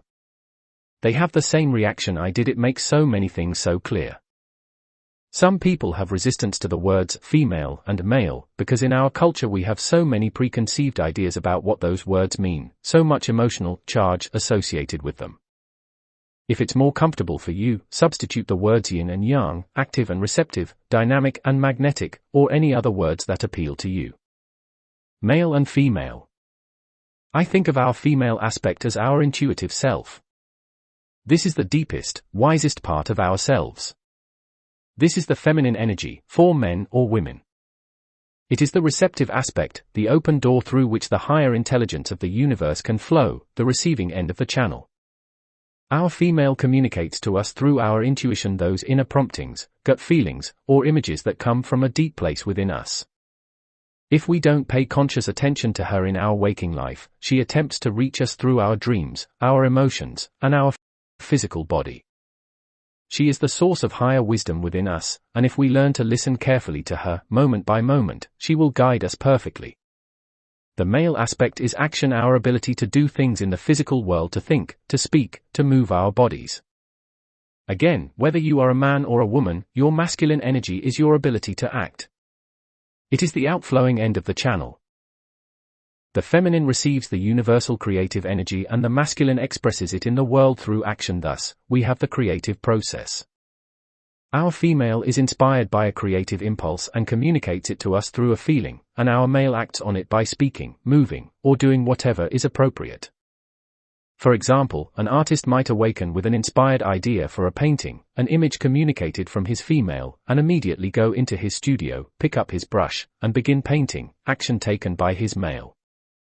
A mother might feel sudden concern for her child, a warning from her inner female, and run into the other room and pull the child away from a hot stove, action taken by her male. A business person might have an impulse to contact a certain associate, guidance from his or her female, make a call, action taken by his or her male, and put together a new deal. In each case, where the male and female within were in creative union, there was a creative result: a painting, saving the child, a business enterprise. Even the simple sequence of feeling hungry, going to the kitchen, and fixing a meal illustrates the same process. The union of feminine and masculine energies within the individual is the basis of all creation. Our female intuition plus our male action equals creativity. In order to live a harmonious and creative life, you need to have both your inner female and male energies fully developed and functioning correctly together. To fully integrate the inner male and female, you need to put the female in the guiding position. This is her natural function. She is your intuition, the door to your higher intelligence. Your male listens to her and acts on her feelings. The true function of male energy is absolute clarity, directness, and a passionate strength based on what the universe inside of you, coming through your female, tells you. The female says, "I feel this." He says, "I hear your feelings. What would you like me to do?" She says, "I want that." He says, "You want that? Okay, great, I'll get it for you." And he goes directly to get it for her, trusting that in her desire is the wisdom of the universe. Remember now that I am talking about an internal process in each of us. Sometimes people externalize this idea and think I'm saying that men should let women tell them what to do. What I'm actually saying is that we each need to let our intuition guide us, and then be willing to follow that guidance directly and fearlessly. The nature of the feminine is wisdom, love, and clear vision expressed through feeling and desire. The male nature is all-out risk-taking action in service to the feminine, much like the chivalrous knight and his lady. Through his surrender to her and his action on her behalf, our male energy builds a personality structure within us that protects and honors the sensitive energy of our intuitive female. I often imagine my male as standing behind my female, supporting, protecting, and backing her up. For a man, the image might be reversed. You might see your female as within or behind you, guiding, empowering, nurturing, and supporting you. When these two energies are thus in harmony and working together, it's an incredible feeling, a strong, open, creative channel, with power, wisdom, peace, and love flowing through. The old male and the old female. Unfortunately, most of us have not yet learned how to allow our male and female energies to function naturally, in the proper relationship with each other. In our patriarchal culture, we have used our male energy, our ability to think and act, to suppress and control our feminine intuition, rather than to support and express her. I call this traditional use of the male energy the old male, and it exists equally in men and women, although it is often more obvious and external in men, more subtle and internal in women. The old male is that part of us that wants to keep control. He is terrified of our feminine power because he doesn't want to surrender to the power of the universe. He is afraid that if he surrenders, he will lose his individual identity. He holds on to individuality and separateness at any cost. Therefore, he denies the power of the feminine, which is a force moving toward union and oneness. In relationship with the old male, the female is helpless in the world. Her power cannot move directly into the physical world without the support of the male's action. Her power is suppressed, and must come out indirectly through manipulative patterns or physical illnesses, or in sudden, unfocused ways such as emotional outbursts. You can see that men and women have played out these roles externally. In the traditional male role, men are taught to deny and suppress their inner female, to be machine-like, unemotional, totally in control, and suppressive toward women. Secretly, they may be terrified of women because women remind them of the power of their inner feminine side, which they are busy denying. Because they are cut off from their internal power source, they really feel very alone and lost. In the traditional female role, a woman also learns to use her male energy to deny and suppress her feminine power. This leaves her helpless, dependent on men, unable to express her power only indirectly, through manipulation. She may be afraid that if men found out how powerful she is, they would abandon her, so she carefully keeps her power hidden, perhaps even from herself. It's important to realize that both the old male and the old female exist in each sex. A woman who is expressing herself in the traditional way described above has a controlling, macho, old male inside her, suppressing her. She will tend to attract men who mirror this male personality and will act it out in their behavior toward her. This behavior may range from paternalistic and chauvinistic to verbally and physically abusive, depending on how the woman treats herself and what she believes she deserves. Once she begins to trust and love herself more and starts to use her internal male energy to support herself, the behavior of the men in her life will reflect that shift. They will either change dramatically and continue to change as she does, or they will disappear from her life, to be replaced by men who are supportive and appreciative of her, who will mirror her new attitude toward herself. I've seen this happen many times. The traditional macho man has a helpless female voice inside of him desperately trying to be heard. He will tend to attract women who have a low self-image and are clingy and needy, or who express their power indirectly through manipulation. Little girl. Cuteness, sexual seductiveness, cattiness, or dishonesty. These women reflect his lack of trust and respect for his inner female by not trusting and respecting themselves. By opening to, and trusting, his own feminine nature, he'll find within himself the nurturing, support, and connection he's been lacking. The women in his life will mirror this shift by becoming stronger, more independent, more direct and honest, and more genuinely loving and nurturing. He new male and the new female. The feminine power, the power of the spirit, is always within us. It is up to our male energy to determine how we relate to that power. We can either fight it, block it, attempt to control it, and try to keep ourselves separate from it, or we can surrender and open to it, learn to support it, and move with it. Individually and collectively, we are shifting from a position of fear and control into surrender and trust of the intuitive. The power of the feminine energy is on the rise in our world.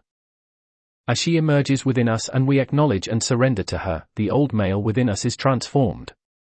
He re-emerges, birthed through the female, as the new male, the one who goes all out in his trust and love for her. He must grow to become her equal in power so that they can be the partners they are meant to be.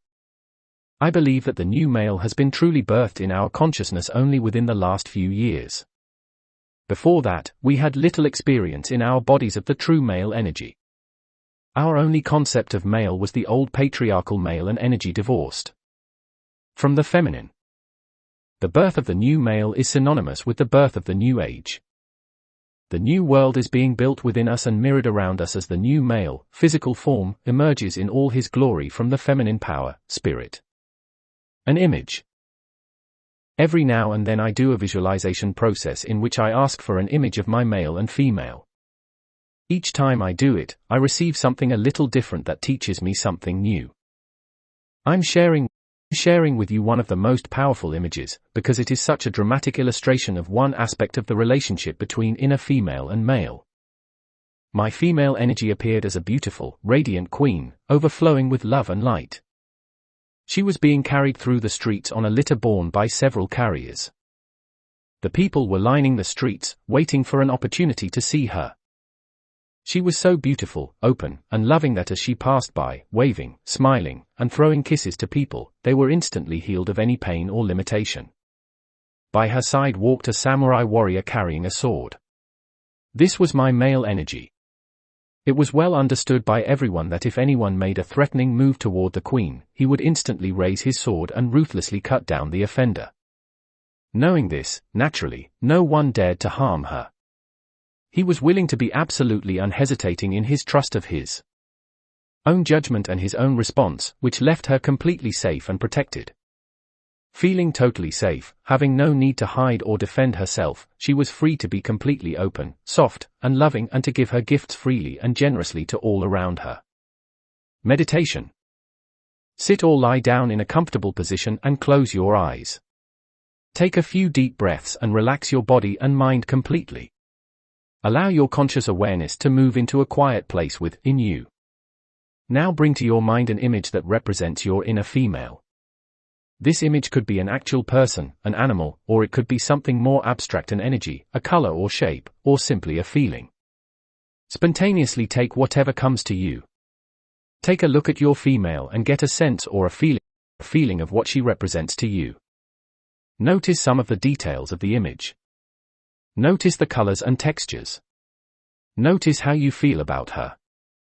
Ask her if she has anything she would like to say to you right now. Allow yourself to receive her communication, which may or may not be in words. You may also ask her any questions you have. There may be something you want to know from her. Again, receive her communication to you, whether it comes in words, a feeling, or an image. Once you have allowed yourself to receive her communication, and you feel complete for this moment, take a deep breath and release her image from your mind. Come back to a quiet, still place. Now draw to mind an image that represents your male self. Again, take what image comes to you. It could be an image of an actual man, or it could be some abstract symbol or color. Explore this image. Begin to notice the details of it. Notice its colors and texture. Notice how you feel about him. Then, ask him if he has anything to communicate to you at this time. Be receptive to receiving his communication, whether it is in words or some other form. If you have anything you want to ask him, do this now. Be open to any words or images you may receive. If an answer doesn't come to you immediately, know that it will come later. Once you feel complete with your communication with him, release his image from your mind. Come again to a quiet place inside. Now, ask for the images of both your male and female to come to you at the same time. See how they relate to one another. Are they in relationship to one another, or are they separate? If they are in relationship to one another, how do they relate? Ask them if they have anything they would like to communicate to one another or to you. Stay open to what comes to you in words, images, or feelings. If you have anything you'd like to say to them or ask them, do that now. When you feel complete, once again take a deep breath and release their images from your mind. Come back to a quiet, still place inside. Exercise. Close your eyes and contact your female intuitive voice. Ask her what she wants. Is there a gift she desires or something she wants to say or do? When she has told you what she wants, imagine your new male supporting her desire. See him taking whatever necessary action to honor her need and desire. When you open your eyes, do your best to follow whatever you feel your intuition wants you to do. Chapter 9. Men and Women. We all instinctively understand the basic functions of feminine and masculine energies, but we may not realize that they both exist in each person. More often we tend to associate male and female energies with their respective body types. Thus, women have become the symbols of female energy. Traditionally, women have developed and expressed receptivity, nurturing, intuition, sensitivity, and emotion.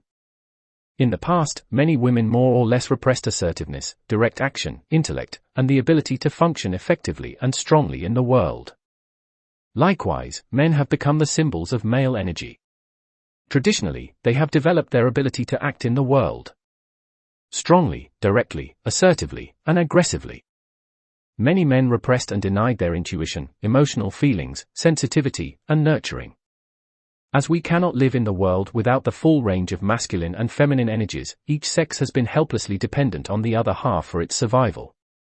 From this perspective, each person is only half a person, dependent on their other half for its very existence. Men have desperately needed women to provide them with the nurturing, intuitive wisdom, and emotional support without which they unconsciously know they would die. Women have been dependent on men to take care of them and provide for them in the physical world, where they haven't known how to take care of themselves. It might seem like a perfectly workable arrangement: men help women, women help men, except for one underlying problem. As an individual, if you don't feel whole, if you feel your survival depends on another person, you are constantly afraid of losing them. What if that person dies or goes away? Then you die, too, unless you can find another such person who is willing to take care of you. Of course, something might happen to that person also. Thus, life becomes a constant state of fear in which the other person is merely an object for your supply of love or protection. You must control that source at any cost, either directly, by force or superior strength, or indirectly using various manipulations. Generally, this happens subtly. I'll give you what you need so you will be just as dependent on me as I am on you, so you will keep giving me what I need. So our relationships have been based on dependency and the need to control the other person.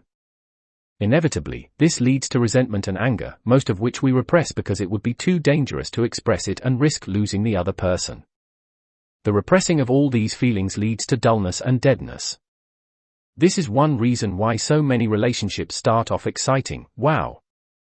I think I've found someone who can really fulfill my needs, and end up either filled with anger or relatively dull and boring. They aren't fulfilling my needs nearly as well as I had hoped, and I've lost my own identity in the process, but I'm afraid to let go for fear I'll die without this person. Finding the balance. In recent times, of course, the strongly separated roles of men and women have begun to shift.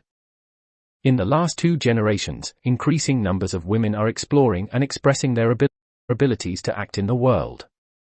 At the same time, a growing number of men have been looking within themselves and learning to open to their feelings and intuition. I believe this is happening because we have reached a dead-end street with our old world relationships and externalized concepts of masculine and feminine. The old models and ways of doing things are too limiting for us now, and we have not yet evolved effective patterns to take their place. It's a period of chaos and confusion, pain and insecurity, but also of tremendous growth. We are making a leap into the new world. I believe that every form of relationship, from the most traditional marriage to homosexual or bisexual relationships, represents each person's attempt to find their feminine-masculine balance within.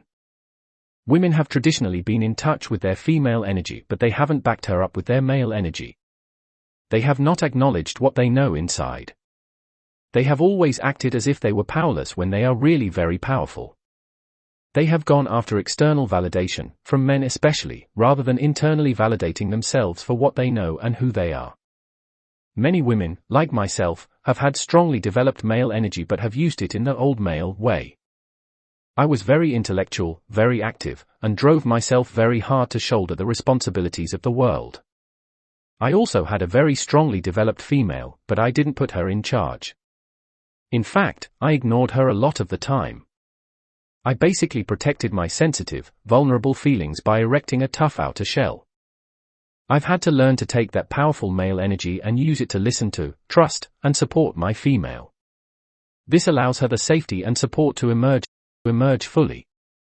I feel and appear softer, more receptive, and more vulnerable, but I am really much stronger than before. Women are now learning to back themselves up and validate themselves, instead of abandoning the responsibility and trying to get a man to do it for them. However, it's a deep-seated pattern that has endured for centuries, and it takes time to change it in the deepest layers. The key is to just keep listening to, trusting, and acting on our deepest feelings. The qualities that women have looked for in men: strength, power, responsibility, caring, excitement, romance must be developed inside of ourselves. A simple formula is this: just treat yourself exactly the way you would want to be treated by a man. The interesting thing is that what we create within us is always mirrored outside of us. This is the law of the universe. When you have built an inner male who supports and loves you, there will always be a man, or even many men, in your life who will reflect this. When you truly give up trying to get something outside yourself, you end up having what you always wanted. For men, of course, the principle is exactly the same. Men are, traditionally, disconnected from their female energy, thereby disconnected from life, power, and love. They've been out there in the world secretly feeling helpless, alone, and empty, although they pretend to be in control and powerful. War is a good example of the old male energy lacking the wisdom and direction of the female.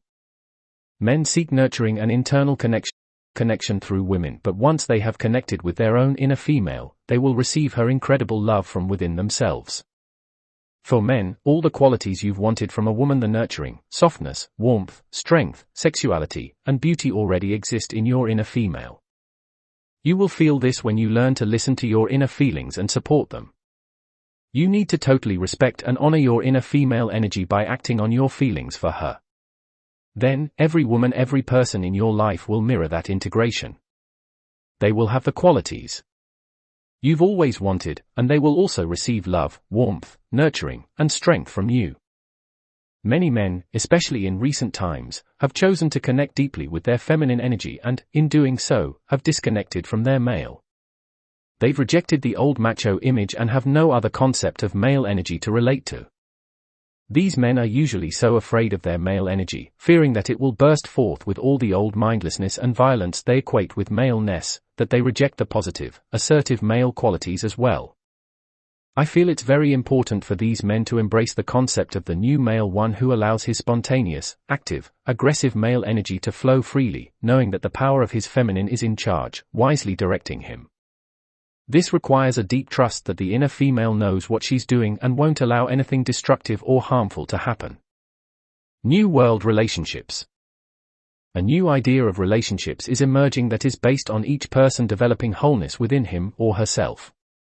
Internally, each person is moving toward becoming a fully balanced feminine, masculine being with a wide range of expression, from softest receptivity to strongest action. Externally, most people's style of expression will certainly be determined strongly by which type of body they are in, male or female. When people hear these ideas, they sometimes express the fear that we will all become outwardly androgynous men and women, all appearing pretty much the same. The reverse is actually true. The more women develop and trust their male aspect to support them and back them up internally, the safer they feel to allow their soft, receptive, beautiful feminine aspect to open up. The women I know who are going through this process, myself included, seem to become more feminine and beautiful even while they are strengthening their masculine qualities. Men who are surrendering and opening fully to their female energy are actually reconnected with the inner feminine power, which enhances and strengthens their masculine qualities. Far from becoming effeminate, the men I know who are involved in this process become more secure in their maleness. In the new world, when a man is attracted to a woman, he recognizes her as a mirror of his feminine aspect. Through her reflection he can learn more about his own female side and move through whatever fears and barriers he may have to come to a deeper integration within himself. When a woman falls in love with a man, she is seeing her own male reflected in him. In her interactions with him she can learn to strengthen and trust her masculine side. If you know on a deep level that the person you're attracted to is a mirror of yourself, you cannot be overly dependent on him or her because you know that everything you see in your partner is also in you. You recognize that one of the main reasons you're in the relationship is to learn about yourself and deepen your connection with the universe. So, healthy relationships are based on the passion and excitement of sharing the journey into becoming a whole person. This might sound like we are evolving to a place where we are so whole within ourselves that we no longer need relationships at all. The paradox is this: as human beings, we are social, interdependent creatures. We do need one another. Part of experiencing wholeness is accepting the parts of us that need love, closeness, and intimacy with one another. So, creating conscious relationships involves honoring both our dependence and our interdependence. Gay relationships. My own experience in relationships is heterosexual, so I can hardly consider myself much of an expert on gay relationships. However, from talking and working with quite a few gay and lesbian friends and clients, I do have a strong sense that on a spiritual level, homosexual and bisexual relationships are a powerful step that some beings take to break through old, rigid roles and stereotypes to find their own truth. For some people, being in a close, intense relationship with a person or persons of the same sex is the most powerful mirroring process they can find. Two women, for example, often seem to find a depth of connection with each other that they don't find with a man. They use this intuitive feminine connection to create a strong foundation and safe environment for each of them to practice building their internal male. They totally reflect and support each other in becoming whole and balanced. A man sometimes seems to find a matching male intensity with another man, an ability to go all out that he wouldn't find with a woman. He may also find in another man a support for moving into and exploring his feminine self without feeling he has to fulfill the old, stereotyped male role. I think many of these things are mysteries that we will understand only in retrospect. I believe that every being chooses the life path and relationships that will help him or her to grow the fastest. As we continue to evolve, I believe we will gradually stop categorizing ourselves and our relationships with any particular labels such as gay, straight, and so on. I foresee a time when each person can be a unique entity with his or her free-flowing style of expression. Each relationship will be a unique connection between two beings, taking its individual form and expression. No categories are possible because each one is so different and follows its own flow of energy. Exercise. Think of some of the most important women in your life. What are their strongest or most attractive qualities? Be aware that they mirror some aspects of your own female energy, whether you are a woman or a man. Now think of some of the most important men in your life. What qualities do you most like, admire, or appreciate about them? Recognize that they reflect similar aspects of your own male energy. Again, this applies to you whether you're a man or a woman. If you have trouble seeing that some of the things you admire in others are in you as well, it may be because you have not yet developed those qualities in yourself as strongly as they have. In this case, try the following meditation. Meditation. Get in a comfortable position. Close your eyes, relax, take a few deep, slow breaths and move your consciousness into a deep, quiet place inside. Bring to mind one person whom you admire or are attracted to. Ask yourself what qualities you find most attractive in this person. Do you see those same qualities in yourself? If not, try imagining that you possess those same qualities. Imagine how you would look, talk, and act. Picture yourself in a variety of situations and interactions. If you feel these are qualities you want to further develop within yourself, continue to do this visualization regularly for a while. Chapter 10. East and West, a new challenge. I have a strong feeling that in my last life I was a spiritual ascetic, perhaps in India, and probably living in meditation on a mountain top somewhere. That way of life has a comfortable familiarity to it, and there is a longing somewhere within me to continue to live in that blissful simplicity. However, I know that this time I have chosen to take it to the next level to integrate the spiritual, mental, emotional, and physical aspects of my being and learn to live in balance in the world. It is interesting to look at the world from the perspective of male and female, or spirit and form. In doing so I have discovered some fascinating things. In a sense, the East can be seen to represent the feminine polarity. Many of the Eastern cultures have an ancient and powerful spiritual tradition. Until recently, their strength and development have been primarily in the intuitive and spiritual realms, at least in comparison with the Western world. They have lacked development in the physical realm and, as a result, they have experienced a great deal of poverty, chaos, and confusion. The energy in the West, Europe and the United States, is more masculine. In modern history it has focused primarily on developing the physical realm while paying little attention to spiritual development. As a result, we have made incredible technological progress, but we are experiencing a terrible poverty of spirit, a feeling of disconnection from our source. These two worlds are drawn to one another just as men and women are, with a certain amount of fear and distrust, but an overwhelming attraction nonetheless. Eastern spiritual teachings are flooding the West, and Western technology is gravitating toward the East. We are each hungry for what the other has. One of my favorite mental pictures of my travels in India is this: I was standing in a bazaar. In front of me were two booths. One booth had beautiful traditional handcrafted items for sale. A group of Europeans and Americans were crowded around it, eagerly bargaining for the lovely treasures.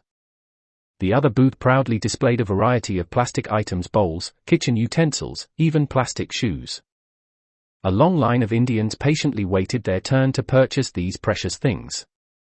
Naturally, neither one of the groups cast even a second glance at the other booth. East and West can learn from each other, but like women and men, they must ultimately find within themselves that which they admire in each other.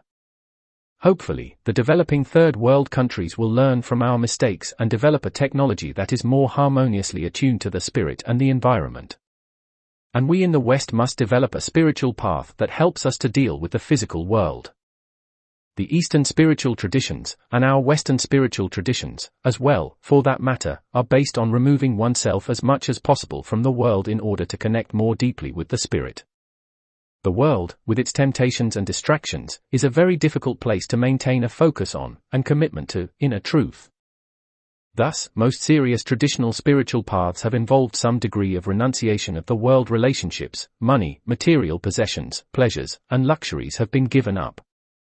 The ideal has been to withdraw to a monastery or mountaintop and pursue a life of quiet contemplation, giving up all attachment to the world. Even those who choose to remain householders with families and jobs have usually followed strong rules and restrictions that are designed to keep them as separate from the world as possible. This contemplative spiritual orientation has been a necessary and powerful step, but it is reflective of the split we have maintained between spirit and form, between the female and male within us. To be a spiritual seeker, we have had to leave the physical world. Enlightenment has been the reason for reclaiming spirit by denying the body, transcending form by leaving it. Thus, individual beings have become enlightened in the sense that they have fully realized their spiritual nature, but they have not fully integrated that enlightenment into their form. When they have eventually left their bodies, the world remained largely untransformed. These masters have supported and preserved the intuitive principle in our world and have paved the way for us to take the next step, the integration of feminine and masculine, spirit and form, and the subsequent transformation of our world. Those of us who choose to be spiritual seekers and transformers must now move into the world with the same degree of commitment to our spiritual selves as we would have if we renounced the world. This path is much more difficult. We are now challenged to surrender to the universe, to follow its guidance, and to do so while having deep, passionate relationships, dealing with money, business, family, creative projects, and so many other worldly things. Rather than avoiding our attachments to the world, the time has come to acknowledge and work with them. We must move into the challenging situation, move into, recognize, and own all the feelings and attachment, and learn to embrace the full range of our experience. Meditation. Relax, close your eyes, and take a few deep breaths. With each breath, drop more deeply into a quiet place inside yourself. From this place of calm, start to see a new image of yourself in the world. Your focus is on the universe and you follow its guidance. You trust yourself. You feel strong and courageous. You carry a sense of knowingness with you into the world. Because of this trust and focus within yourself, what you create on the outside is beautiful. Your world is nourishing to you and others. You are having deep, passionate relationships, and are dealing with people, money, your career, your body, and everything else around you. You are able to be in the world and enjoy all worldly things, yet keep your commitment to the universe within yourself. This commitment is reflected in the light and power you feel.